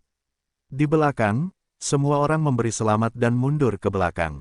Zheng Xiuchen melirik para pengunjung, dengan tatapan cemberut di matanya, dan berkata kepada Zheng Rong, Ayah, keluarga Chen tidak mengirim siapapun ke perjamuan besar kami. Yah, begitu. Zheng Rong mengangguk, dengan cibiran di wajahnya, dan berkata, saat Fang Yu terbunuh, kami akan segera mengambil tindakan terhadap keluarga Chen. Mendengar kata Fang Yu, Yang Yinzu segera menoleh dan bertanya, haruskah tetua agung mengumumkan hal itu, bukan? Begitu suara itu turun, tetua keluarga Zheng yang duduk di kursi tinggi berdeham dan berkata, terima kasih teman-teman telah datang ke keluarga Zheng. Saya akan mengingat semua ucapan selamat Anda kepada saya. Semua orang diam-diam menyaksikan pidato Penatua Zheng. Hari ini, ada satu hal lagi yang ingin kuumumkan. Mendengar kata-kata ini, Yang Yinzu sangat gembira hingga tubuhnya gemetar. Akhirnya, aku bisa menghadapi bajingan Fang Yu secara terbuka. Mata Yang Yinzu terbuka lebar, bola matanya pecah, matanya penuh kebencian dan kebencian, bab 317 kekuatan Wu Sheng. Nama, pemurni ki terkuat penulis, Li Daoran. Plus matikan mengatur ulang, 1 detik untuk diingat, novel-novel indah tidak memiliki pop-up. Mendengar kata-kata tetua keluarga Zheng, para tamu di aula tampak tegang. Mata semua tamu tertuju pada tetua keluarga Zheng. Beberapa waktu lalu, ketika saya sedang retret, saudara laki-laki saya yang berbudi luhur dan 3 orang tua saya meninggal di selatan Sungai Yangtze. Tetua keluarga Zheng berkata dengan tidak tergesa-gesa, ekspresinya tidak berfluktuasi, tetapi matanya memiliki aura pembunuh yang dingin. Tetua ketiga dari keluarga Zheng telah meninggal. Para tamu bereaksi, wajah mereka berubah. Tetua ketiga dari keluarga Zheng memiliki reputasi yang baik di komunitas seni bela diri Huaibei, karena dia adalah juru bicara tingkat tertinggi keluarga Zheng dan sering muncul. Dalam 2 bulan terakhir, tetua ketiga dari keluarga Zheng memang belum muncul. Tidak ada suara sama sekali, ternyata mati. Tampaknya sebelumnya, keluarga Zheng sengaja memblokir berita tersebut. Namun setelah dipikir-pikir lagi, tetua ketiga dari keluarga Zheng, sebagai salah satu dari 4 tetua keluarga Zheng, memiliki kekuatan puncak Wuzun, dan tidak banyak orang kuat di Huaibei yang bisa menandinginya. Siapa yang bisa membunuhnya di tanah tandus seni bela diri Jiangnan? Keluarga Penatua Zheng memandang para tamu di bawah, nadanya tiba-tiba berubah dingin, dan berkata, orang yang membunuh saudara ketiga saya bernama Fang Yu. Fang Yu. Mendengar nama ini, para tamu yang hadir saling berpandangan. Kebanyakan dari mereka masih asing dengan nama ini. Orang yang bisa membunuh tetua ketiga dari keluarga Zheng pasti orang kuat yang sudah terkenal selama bertahun-tahun. Tapi Han Qi, yang berdiri di samping, menggerakkan matanya. Fang Yu benar-benar membunuh tetua ketiga dari keluarga Zheng. Han Qi menatap tetua keluarga Zheng yang memancarkan ledakan niat membunuh, matanya berfluktuasi. Ngomong-ngomong, 2 atau 3 bulan lalu, bukankah Jiangnan melaporkan sebuah insiden? Danau Jiangnan Yuexin, seorang pemuda alam bawaan yang membunuh Guru Long dari alam Wuzun. Saya ingat nama pemuda itu sebagai Fang Yu. Pada saat ini, seorang tamu teringat nama Fang Yu. Saat ia menyinggung hal tersebut, banyak tamu yang juga teringat akan perbuatannya yang menjadi viral dalam 2 atau 3 bulan terakhir. Saat itu, kebanyakan dari mereka menganggap ini hanya rumor yang berlebihan, bukan fakta. Bagaimanapun, ada 2 alam besar antara alam Xiantian dan alam Wuzun. Perbedaan kekuatan di antara mereka tidak bisa digambarkan sebagai sesuatu yang berlebihan. Orang kuat di bidang seni bela diri secara teoritis dapat membunuh seorang seniman bela diri di alam bawaan dengan 1 jari. Kini, nama Fang Yu diucapkan dari tetua keluarga Zheng, yang mengejutkan para tamu yang hadir. Saya tahu sebagian besar dari Anda pernah mendengar nama ini. Tetua keluarga Zheng berkata perlahan, kekalahan Wuzun dengan basis budidaya seniman bela diri bawaan sungguh luar biasa. Melihat seluruh sejarah seni bela diri, tidak ada cara untuk menemukan monster seperti itu. Kakak ketigaku telah melangkah ke ranah Wuzun selama beberapa dekade dan telah menyentuh langit-langit ranah Wuzun, tapi dia masih bukan lawan Fang Yu. Ini tidak mungkin. Para tamu menatap keluarga Zheng yang lebih tua dengan cermat, bertanya-tanya apa yang akan dia katakan selanjutnya. Menurutku pasti ada ahli di balik Fang Yu ini. Setiap kali dia membunuh Wuzun, sebenarnya itu dilakukan oleh ahli di belakangnya. Ahli ini bisa membunuh Guru Long dan aku terus-menerus. Kakak ketiga, kekuatan kultivasinya mungkin lebih tinggi dari Wuzun. Kemungkinan besar dia juga kuat di alam martial Sein, kata tetua keluarga Zheng dengan suara yang dalam. Wajah semua orang berubah. Spekulasi penatua Zheng tampaknya menjadi satu-satunya penjelasan yang benar. Di belakang Fang Yu, pasti ada ahli seperti itu. Hanya saja para tetua keluarga Zheng berspekulasi bahwa ahli ini telah berkultivasi ke alam suci bela diri tertinggi, tetapi itu mengejutkan semua orang yang hadir. Wu Sheng, setiap ahli bela diri adalah orang besar yang dapat mengguncang seluruh wilayah dengan satu hentakan. Masing-masing Wu Sheng di Tiongkok memiliki nama dan nama keluarga. Petapa bela diri mana yang berdiri di belakang Fang Yu, bersedia menjadi pengawal pribadi seorang pejuang alam bawaan. Bahkan biarkan dia menduduki ketenaran. Saya tidak peduli dengan identitas ahli ini, kata sesepuh keluarga Zheng dengan dingin. Dia membunuh saudara laki-laki ketigaku dan membuat perselisihan dengan keluarga Zheng kami. Tidak peduli siapa dia, keluarga Zheng kami tidak akan pernah melepaskannya. Aku tidak pernah mati, tanpa henti. Kata-kata penatua Zheng sedingin pedang, menyebar ke telinga semua orang, membuat semua orang merasa kedinginan. Setelah mengatakan ini, aura pembunuh darinya benar-benar pecah dan menyelimuti penonton. Wajah para tamu yang hadir menjadi pucat, dan mereka hanya merasakan kesulitan bernapas untuk beberapa saat. Banyak dari mereka bahkan gemetar dan hampir terduduk di tanah. Hari ini keluarga Zheng mengadakan perjamuan ini. Selain memberitahu semua orang di sini tentang kembalinya Zheng Yan, hal lainnya adalah aku akan menyerang Fang Yu di depan semua orang. Kebencian saudara ketigaku, aku sendiri yang akan membalasnya. Aku ingin membunuh Fang Yu dengan darah, membawa tubuhnya, dan sujud kepada saudara ketiga di bawah mata air. Setiap kali dia mengucapkan sepatah kata, pun, auranya naik 1 inci.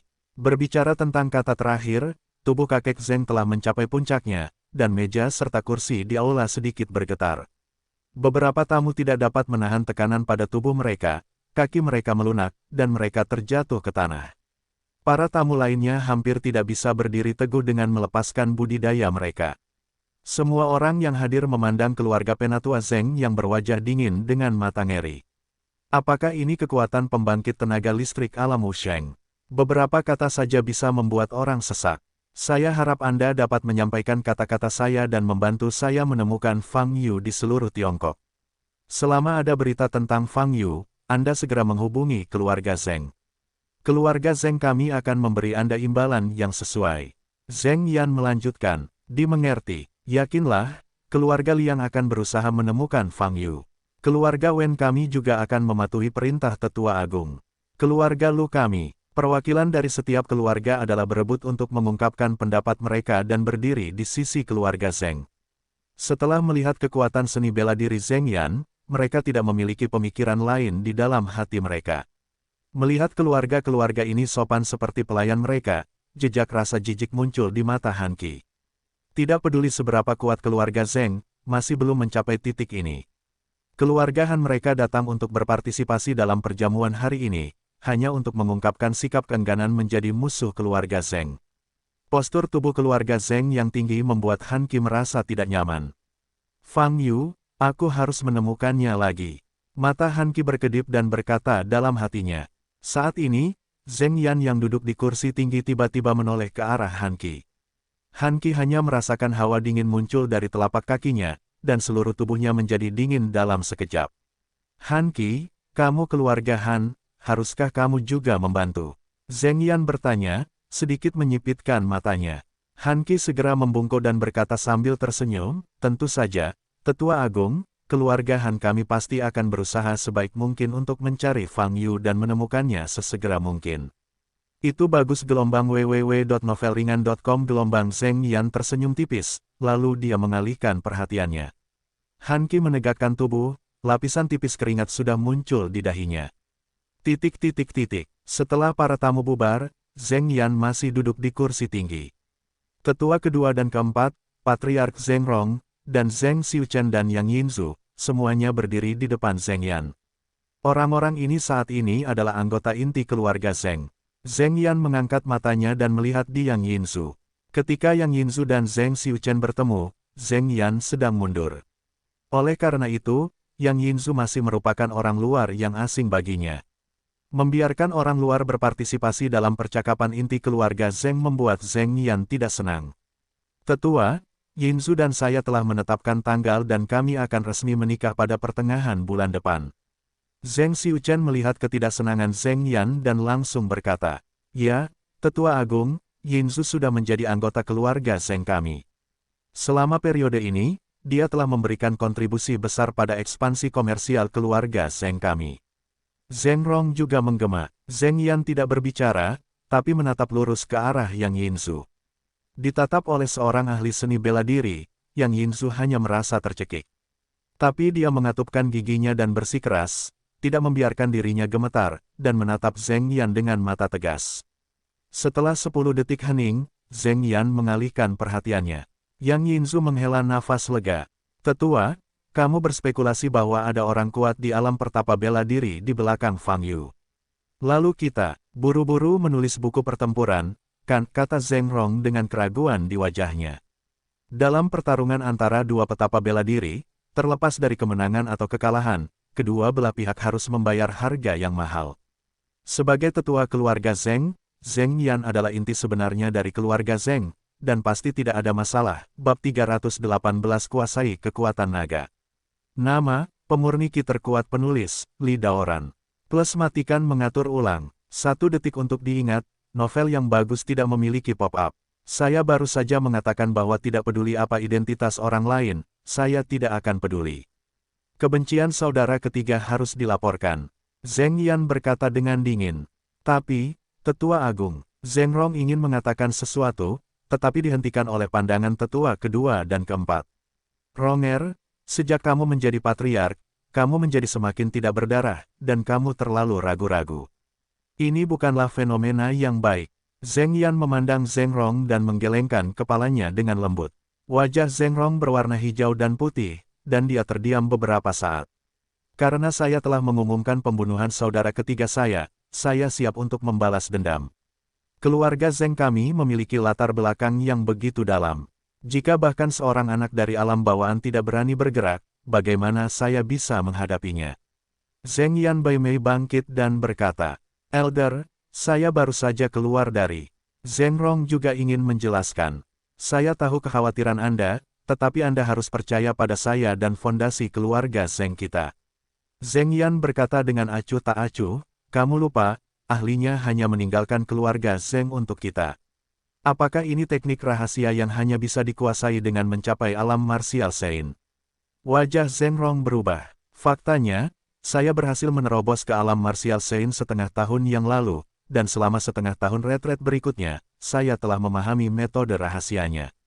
Setelah meninggalkan perbatasan baru-baru ini, saya akhirnya mempraktikkan latihan itu sampai kecil derajat. Misteri metode rahasia itu terlalu menakjubkan. Saya tidak sabar untuk menguji kekuatan metode rahasia ini. Pakar di belakang Fang Yu hanya memenuhi syarat untuk menjadi batu asahku. Saat Zheng Yan berbicara, matanya penuh percaya diri dan bangga. Dia sangat percaya diri dengan kekuatannya sendiri, tapi sekarang dia telah menguasai teknik rahasia melawan langit, membuatnya semakin tidak takut. Dia bahkan merasa bahwa di alam yang sama, tidak ada yang menjadi lawannya. Elder, bisakah kamu menggunakan teknik rahasia ini untuk membuka mataku? Zheng Xiuchen bertanya. Hehe, metode rahasia ini tidak dapat diperlihatkan, jika tidak, rumah besar ini tidak akan dapat menyimpannya. Jika kamu ingin membuka mata, temukan Fang Yu sesegera mungkin. Zheng Yan tersenyum. Melihat Zheng Yan begitu percaya diri, Zheng Xiuchen dan Yang Yinzu saling berpandangan. Wajah Yang Yinzu dipenuhi dengan senyuman bahagia, dan matanya penuh kebencian. Sekarang, satu-satunya hal yang harus dia lakukan adalah mendiversifikasi stafnya dan menemukan Fang Yu. Selama Fang Yu ditemukan, dia bisa membalas dendam dan menyingkirkan mimpi buruknya yang panjang. Setelah jamuan makan keluarga Zheng, seluruh Weibei sekali lagi memicu gelombang badai. Tetua ketiga dari keluarga Zheng telah jatuh dan mati di tangan seorang pemuda bernama Fang Yu. Setelah tetua keluarga Zheng meninggalkan bea cukai, hal pertama yang harus dilakukan adalah menyerang Fang Yu dan membalaskan dendam ketiga tetua keluarga Zheng. Dia meminta keluarga besar di Weibei untuk membantu mencari keberadaan Fang Yu. Selama Fang Yu ditemukan, keluarga Zheng akan diberi hadiah. Setelah kembali ke keluarga, perwakilan yang menghadiri jamuan makan. Keluarga Zheng segera menyampaikan maksud dari sesepuh keluarga Zheng. Berita ini seperti angin kencang, menyapu Weibei dalam waktu yang sangat singkat, baik itu dunia sekuler atau dunia seni bela diri. Bahkan bagian selatan sungai Yangtze pun terkena dampaknya. Pada hari ini, orang-orang dari setiap keluarga dan setiap populasi membicarakan tentang keluarga Zheng dan Fang Yu. Pada saat yang sama, setiap keluarga mengirimkan pasukan mereka sendiri untuk mencari Fang Yu di seluruh Weibei dan bahkan seluruh Huaxia. Saat cuaca panas di luar, Fang Yu berada di apartemen, terus menyempurnakan kekuatan naga. Untuk mencegah gangguan, dia mematikan telepon dan melemparkannya ke atas meja di ruang tamu. Kerja lambat dan kerja hati-hati, perlu waktu untuk sepenuhnya menyempurnakan kekuatan naga, Fang Yu tidak terburu-buru. Segera, 1 bulan berlalu. Selama ini, seluruh Weibei sedang mencari keberadaan Fang Yu. Karena Fang Yu tidak pernah meninggalkan apartemen, mereka yang ingin menemukannya tidak tahu. Bahkan ada rumor bahwa Fang Yu telah menerima kabar tersebut dan melarikan diri dari daerah Weibei. Di sebuah villa di ibu kota selatan, seorang gadis yang tampaknya baru berusia 13 atau 14 tahun sedang duduk di sofa di lobi villa, makan lollipop dan bermain game seluler. Pria parubaya lainnya berusia 30-an duduk di seberangnya, mengerutkan kening. Zier, Fang Yu tidak muncul selama lebih dari sebulan, apa yang dikatakan di atas. Kita masih harus tinggal di ibu kota selatan dan menunggu kelinci. Gadis bernama Zier menatap pria itu dan berkata dengan suara lembut, apalagi yang bisa saya lakukan? Tunggu, dengan situasi saat ini, jika Fang Yu benar-benar berani muncul, aku khawatir dia akan segera diurus oleh keluarga Zheng. Di mana kita bisa menyusul, kata pria itu. Wu Neng, menurutku kamu benar-benar tampak sedikit tidak kompeten. Mengapa kamu selalu mempunyai begitu banyak kekhawatiran? Tidak bisakah kamu tidur dan menjaga wajahmu ketika kamu punya waktu? Soalnya, kamu berusia kurang dari 35 tahun, dan kamu hampir botak, kata Zier tanpa ampun. Wu Neng dikatakan telah membiru dan merah, membelai rambutnya yang jarang, dan menatap ke arah Zier. Gadis ini memiliki wajah bidadari yang cantik, tapi perkataannya selalu setajam pisau. Tapi Wu Neng belum bisa membantahnya. Bukan hanya karena Zier adalah seorang perempuan, tetapi karena peringkat Zier di Ordo 1 tingkat lebih tinggi darinya. Setengah bulan berlalu, Fang Yu selesai menyempurnakan kekuatan naga terakhir di tubuhnya dan membuka matanya. Jika seseorang memasuki kamar Fang Yu, mereka akan terkejut dengan pemandangan ruangan itu. Pada saat ini, Fang Yu bersinar dengan cahaya keemasan yang menyilaukan. Seekor naga emas melayang di sekitar tubuhnya. Fang Yu bermeditasi di udara, pupil matanya terbakar seperti api yang berkobar, memancar dengan cemerlang. Kekuatan naga telah sepenuhnya terintegrasi ke dalam tubuh Fang Yu. Setiap inci tubuh Fang Yu, termasuk Zenqi, kini disertai dengan nafas naga. Menyempurnakan lebih lanjut kekuatan naga setara dengan tempar 100 detik. Tubuh fisikku saat ini, Fang Yu menatap tangannya, matanya bergerak sedikit. Setelah beberapa saat, dia mencabut sepenuhnya Zenki dari tubuhnya. Cahaya keemasan terang di ruangan itu dan naga emas yang menyesakkan menghilang. Kekuatan naga terlalu berlebihan, bahkan energi sebenarnya telah menjadi emas licin. Fang Yu menggelengkan kepalanya dan berkata. Fang Yu keluar dari ruang tamu, minum segelas air, lalu membuka kulkas dan tidak menemukan apapun di dalamnya. Karena lapar dan haus, dia memutuskan untuk turun ke bawah untuk makan sesuatu. Sebelum meninggalkan rumah, dia mengangkat telepon yang telah dimatikan selama lebih dari sebulan dan menyalakannya. Begitu dia menghidupkan telepon, Fang Yu melihat lusinan catatan panggilan tidak terjawab. Qin Yimo, Xia Xiaoying, Xia Heguang, Tang Xiaorou, Tang Mingde, Ji Rumei. Hampir semua orang yang saya kenal meneleponnya. Bagaimana situasinya? Meskipun butuh waktu lama untuk mundur kali ini, tidak akan cukup bagi banyak orang untuk mencarinya, bukan? Fang Yu berpikir sejenak, dan pertama kali menelepon Xia Xiaoying www.novelringan.com secara umum, Xia Xiaoying mendekatinya untuk urusan bisnis. Panggilan itu segera tersambung. Fang Yu, kamu di mana sekarang? Xia Xiaoying bertanya, nadanya sedikit tergesa-gesa. Huaibei dan Ibu Kota Selatan. Jawab Fang Yu, kamu berada di Ibu Kota Selatan. Kamu bulan ini, tahukah kamu apa yang terjadi? Xia Xiaoying bertanya dengan nada suara. Apa yang terjadi? Saya baru saja melakukan retret. Fang Yu bertanya, keluarga Huaibei Zheng sedang mencari keberadaanmu. Tetua agung dari keluarga Zheng menerobos ke alam pertapa bela diri, dan menyerukan balas dendam pada 3 tetua keluarga Zheng. Bukan hanya keluarga Zheng, sekarang seluruh keluarga Huaibei sedang mencarimu. Xia Xiaoying bersemangat untuk mengatakannya. Keluarga Zheng. Fang Yu mengangkat alisnya, memikirkan tetua ketiga dari keluarga Zheng yang dia temui di asosiasi Jiangan Budo. Beberapa waktu lalu, dia memikirkan mengapa tidak ada pergerakan dari keluarga Zheng begitu lama. Yah, begitu, jawab Fang Yu. Apa yang akan kamu lakukan? Jika kamu tidak ingin menghadapi keluarga Zheng, kamu dapat segera kembali ke Jiangan, dan Das Huaixia akan mengaturnya untukmu, kata Xia Xiaoying. Tidak apa-apa, mereka bisa datang jika mereka menginginkanku. Kebetulan aku sedang bosan akhir-akhir ini, kata Fang Yu. Petik 2. Apakah kamu yakin ingin melakukan ini? Kekuatan keluarga Zheng. Xia Xiaoying berkata di tengah jalan, dan tidak berkata apa-apa. Dia tahu kekuatan dan kepribadian Fang Yu, dan tidak ada gunanya mengatakan lebih banyak. Saya sudah mengatakan apa yang harus saya katakan, Anda dapat melakukannya sendiri. Setelah berbicara, Xia Xiaoying menutup telepon.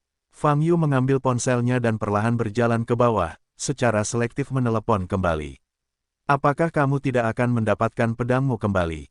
Kenapa kamu tiba-tiba kehilangan kontak? Qin Yimo berkata dengan muram. Aku ditutup beberapa waktu lalu, di mana pedangku sekarang? Fang Yu bertanya, bab 319, pergi ke rumah Zheng. Nama, pemurni ki terkuat penulis, Li Daoran. Plus matikan mengatur ulang. 1 detik untuk diingat. Novel-novel bagus tidak memiliki pop-up. Masih di rumahku. Jika kamu mau, aku akan minta seseorang mengirimkannya kepadamu sekarang, kata Qin Yimo. Fang Yu memberitahu Qin Yimo alamatnya. Aku akan membiarkan Qin Lang mengirimkannya kepadamu. Dia kebetulan sedang ada waktu luang akhir-akhir ini, kata Qin Yimo. Oke, kata Fang Yu, hendak menutup telepon. Aku dengar keluarga Zheng akan melakukan sesuatu padamu. Qin Yimo bertanya, ya? Aku juga baru mengetahuinya. Jawab Fang Yu. Orang bijak bela diri dari keluarga Zheng secara terbuka mengumumkan bahwa dia akan membalas dendam padamu. Insiden ini menyebar ke seluruh Huaibei dan Jiangnan lebih dari sebulan yang lalu, kata Qin Yimo. Oke, Fang Yu keluar dari lift dan keluar dari komunitas. Kamu seharusnya tidak membutuhkan bantuan, kan? Qin Yimo bertanya lagi. Tentu saja tidak, itu saja. Aku mau makan. Fang Yu selesai berbicara dan menutup telepon. Fang Yu menemukan restoran terdekat, masuk dan memesan beberapa hidangan, duduk di meja, dan terus menonton panggilan tak terjawab. Ada lebih dari selusin panggilan, semuanya merupakan panggilan asing dengan nomor berbeda. Fang Yu sedikit mengernyit, mengabaikan. Panggilan ini, malah memanggil kembali Wang Yan.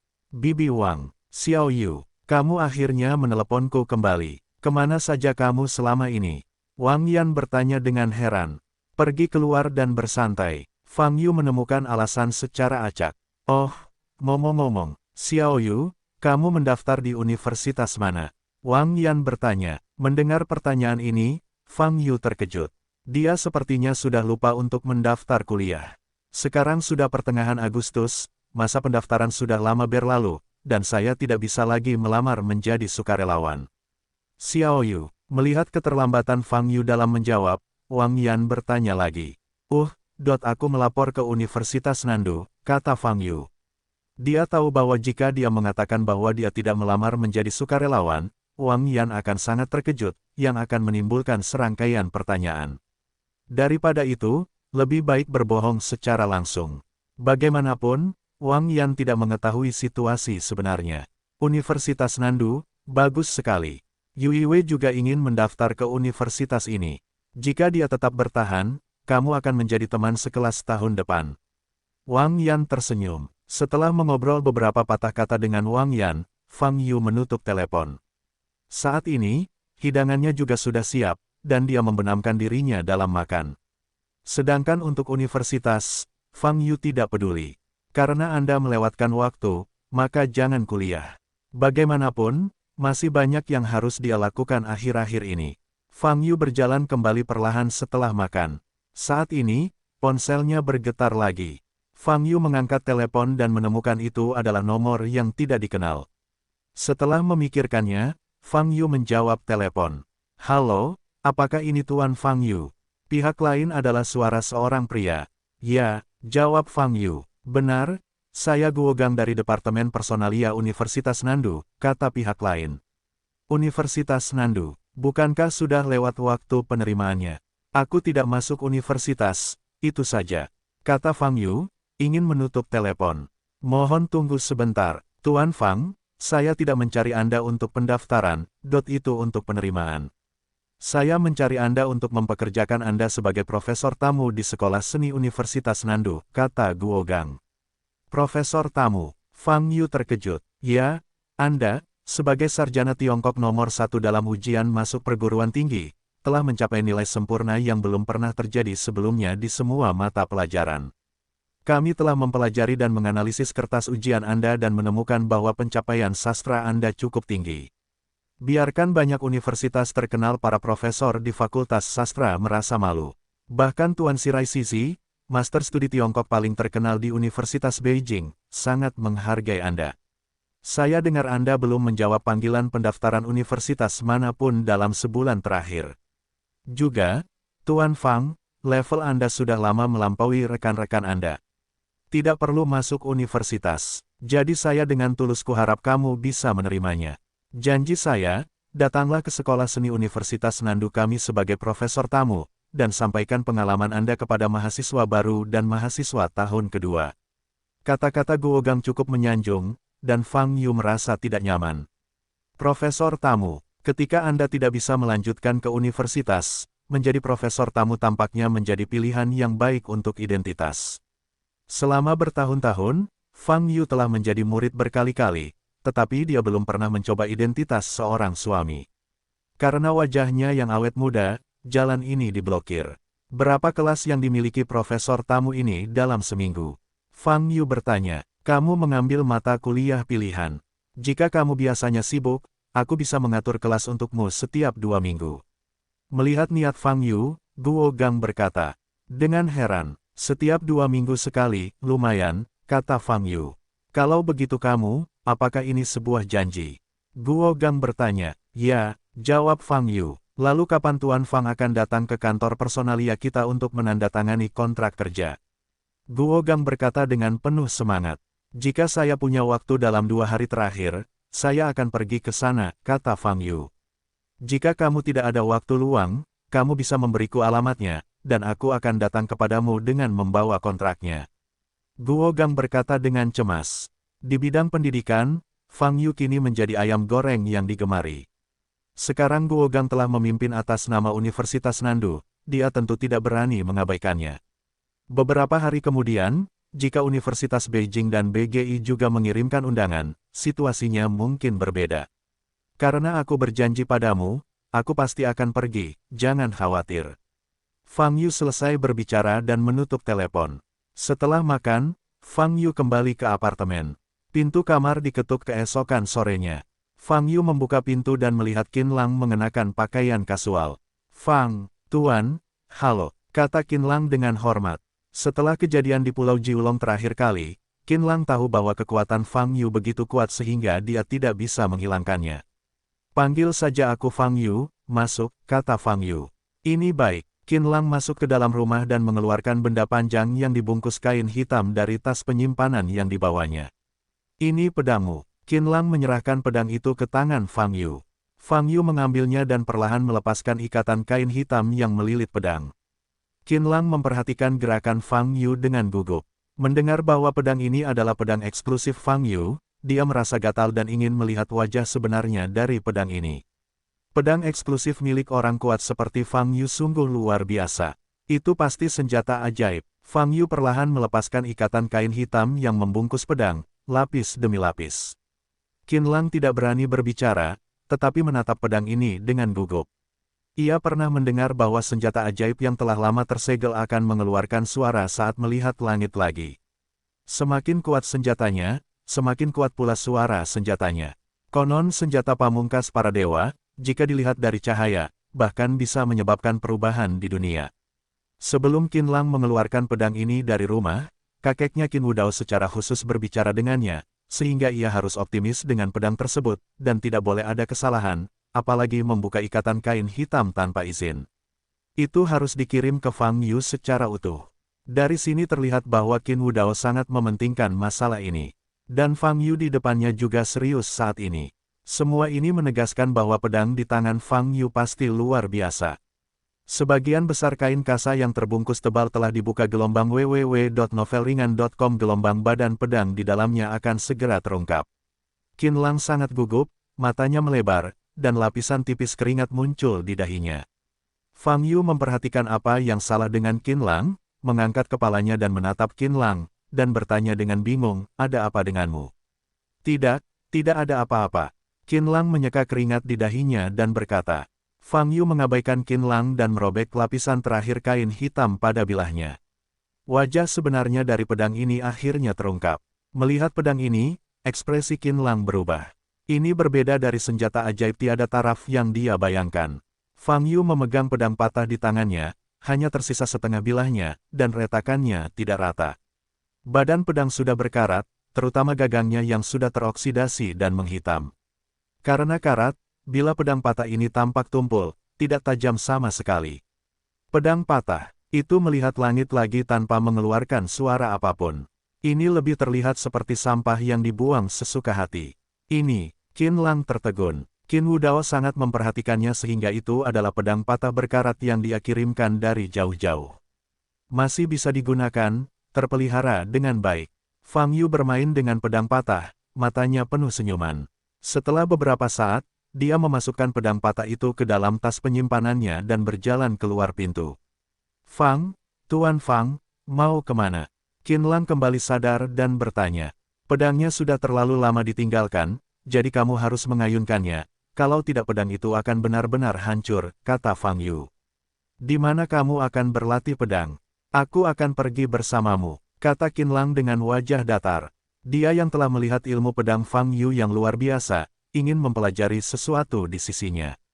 "Pergi ke rumah Zeng," Fang Yu berkata dengan ringan, berbalik dan berjalan keluar rumah. Bab 320, Undangan Han Qi lagi. Nama, pemurni Qi terkuat penulis, Li Daoran. Plus matikan mengatur ulang. 1 detik untuk diingat, novel-novel bagus tidak memiliki pop-up.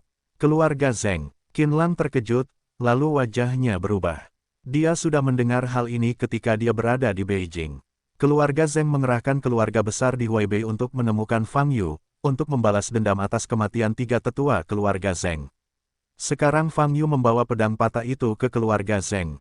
Apakah itu akan menghadapi keluarga Zeng secara langsung? Qin Lang membeku di tempatnya, ekspresinya berubah. Kemudian dia menemukan bahwa Fang Yu sudah keluar rumah, dan segera mengikutinya. Duduk di dalam lift, Qin Lang memandang Fang Yu, yang acuh tak acuh, dan bertanya, "Tuan Fang, apakah Anda benar-benar pergi ke rumah Zeng? Apakah ada yang palsu?" Fang Yu mengangkat alisnya dan berkata, "Ya, tapi," mata Qin Lang terkejut, dia ingin mengatakan sesuatu, tetapi tidak tahu harus berkata apa. Keluarga Zheng memiliki reputasi yang sangat kuat di Huaibei, dan dikenal sebagai keluarga seni bela diri pertama di Huaibei. Kabar baru-baru ini bahwa Zheng Yan, sesepuh keluarga Zheng, berhasil menerobos ke dunia seni bela diri mengejutkan seluruh dunia seni bela diri Tiongkok. Dapat dikatakan bahwa keluarga Zheng berada pada puncaknya. Bahkan bisa dikatakan keluarga Zheng saat ini bisa ditempatkan di keluarga kelas menengah di ibu kota. Meskipun Fang Yu sangat kuat, dia hanyalah satu orang. Keluarga lawan Zheng, yang memiliki martial Sein yang kuat, bertanggung jawab, dan pada saat yang sama memiliki latar belakang yang sangat dalam. Dari sudut pandang sejarah, sebagian besar orang tidak dapat mengakhiri hidup mereka dengan baik dengan kekuasaan mereka sendiri terhadap keluarga. Apa yang ingin Anda katakan? Fang Yu bertanya, memandang Qin Lang yang ragu untuk berbicara. Aku bilang begitu, kuharap Tuan Fang tidak keberatan. Pergi langsung ke keluarga Zheng. Bukankah itu terlalu impulsif? Qin Lang memaksakan senyum dan berkata, baiklah, mereka sudah mencariku lebih dari sebulan. Jika aku tidak berinisiatif mencari mereka hari ini, cepat atau lambat mereka akan menemukanku. Fang Yu berkata sambil meregangkan pinggangnya, aku sudah tidak aktif selama lebih dari sebulan. Sudah berakhir, hanya untuk berolahraga. Melihat ekspresi Fang Yu yang tenang dan bahkan malas, Qin Lang menutup mulutnya. Jelas sekali, Fang Yu sama sekali tidak memperhatikan keluarga Zheng. Saat dia keluar dari lift apartemen dan berjalan keluar komunitas, Qin Lang sengaja berjalan beberapa langkah perlahan, mengeluarkan ponselnya, dan menelepon kakeknya Qin Wudao. Dia tidak bisa menangani situasi saat ini, dan dia tidak bisa menghentikan Fang Yu, jadi dia hanya bisa bertanya. Pada Qin Wudao, kakek, dia sedang memegang pedang sekarang dan pergi ke rumah Zheng. Qin Lang memandang Fang Yu yang berjalan di depannya dan berkata dengan suara rendah. Pergi ke keluarga Zheng. Qin Wudao jelas terkejut, dan kemudian tersenyum, sepertinya dia tidak akan bersikap rendah hati lagi. Kakek, apa yang harus saya lakukan? Tanya Qin Lang. Apa yang ingin kamu lakukan? Qin Wudao bertanya secara retoris. Biarkan saja Tuan Fang pergi ke keluarga Zheng. Qin Lang bertanya dengan heran. Tentu saja, ini keputusannya, tidak ada yang bisa menghentikannya. Kata Qin Wudao, kalau begitu, aku ingin belajar sesuatu di sebelahnya, menurutmu tidak apa-apa? Qin Lang bertanya dengan ragu-ragu. Hahaha, tentu saja, tapi kamu mungkin tidak akan belajar apapun. Qin Wudao tertawa. Setelah menutup telepon, Qin Lang dengan cepat mengikuti jejak Sang Yu. Keduanya berjalan di jalan seperti ini. Memikirkan adegan yang mungkin dia temui nanti, Qin Lang merasa sedikit gugup dan menantikannya. Dia yakin Fang Yu memiliki kekuatan untuk menyaingi Wu Sheng. Dengan kata lain, ketika dia tiba di rumah Zheng nanti, dia bisa melihat pertarungan antara dua petapa bela diri dari dekat. Pertarungan antara Wu Sheng pasti menggemparkan dunia. Tapi pada saat yang sama Qin Lang sedikit khawatir. Fang Yu dan tetua keluarga Zheng bertarung satu sama lain, itu adalah masalah antara kedua prajurit. Namun di belakang para tetua keluarga Zheng adalah seluruh keluarga Zheng. Kekuatan keluarga Zheng di Huaibei tidak bisa digambarkan menutupi langit dengan satu tangan. Dengan cara ini, tidak akan ada situasi yang adil dalam pertarungan nanti. Bahkan jika Fang Yu dapat mengalahkan tetua keluarga Zheng, itu juga akan menyebabkan pengepungan anggota keluarga Zheng lainnya, dan bahkan pengepungan keluarga besar seni bela diri di Huaibei. Pada saat itu, bagaimana Anda akan menghentikan permainan? Semakin dia memikirkannya, semakin ketakutan Qin Lang menoleh untuk melihat Fang Yu yang sedang berjalan ke samping. Saat ini, ekspresi Fang Yu sangat serius. Benar saja, Tuan Fang merasa tindakan ini sangat berbahaya, bukan? Bukankah seharusnya ada pertimbangan yang lebih mendalam sebelum memutuskan bagaimana bertindak? Qin Lang memandang Fang Yu dengan gugup. Fang Yu berjalan, tapi tiba-tiba berhenti. Qin Lang juga segera berhenti. Apakah Anda akhirnya membuat keputusan? Bahkan jika dia kembali ke rumah sekarang, Qin Lang tidak akan menganggap Fang Yu penakut atau penakut. Dia tahu bahwa yang benar-benar kuat adalah yang berani dan strategis. Ada banyak tokoh yang berkuasa namun tidak punya otak dalam sejarah. Orang-orang seperti ini secara kolektif disebut sebagai orang yang ceroboh. Fang Yu menoleh, menatap Qin Lang, menggaruk kepalanya, dan bertanya, apakah kamu tahu di mana keluarga Zheng? Petik 2. Qinlang terdiam beberapa saat. Setelah hening beberapa saat, ponsel di saku Fang Yu tiba-tiba bergetar. Fang Yu melirik ide penelepon, sedikit mengernyit, dan menghubungkan telepon. Tuan Fang, Anda akhirnya muncul.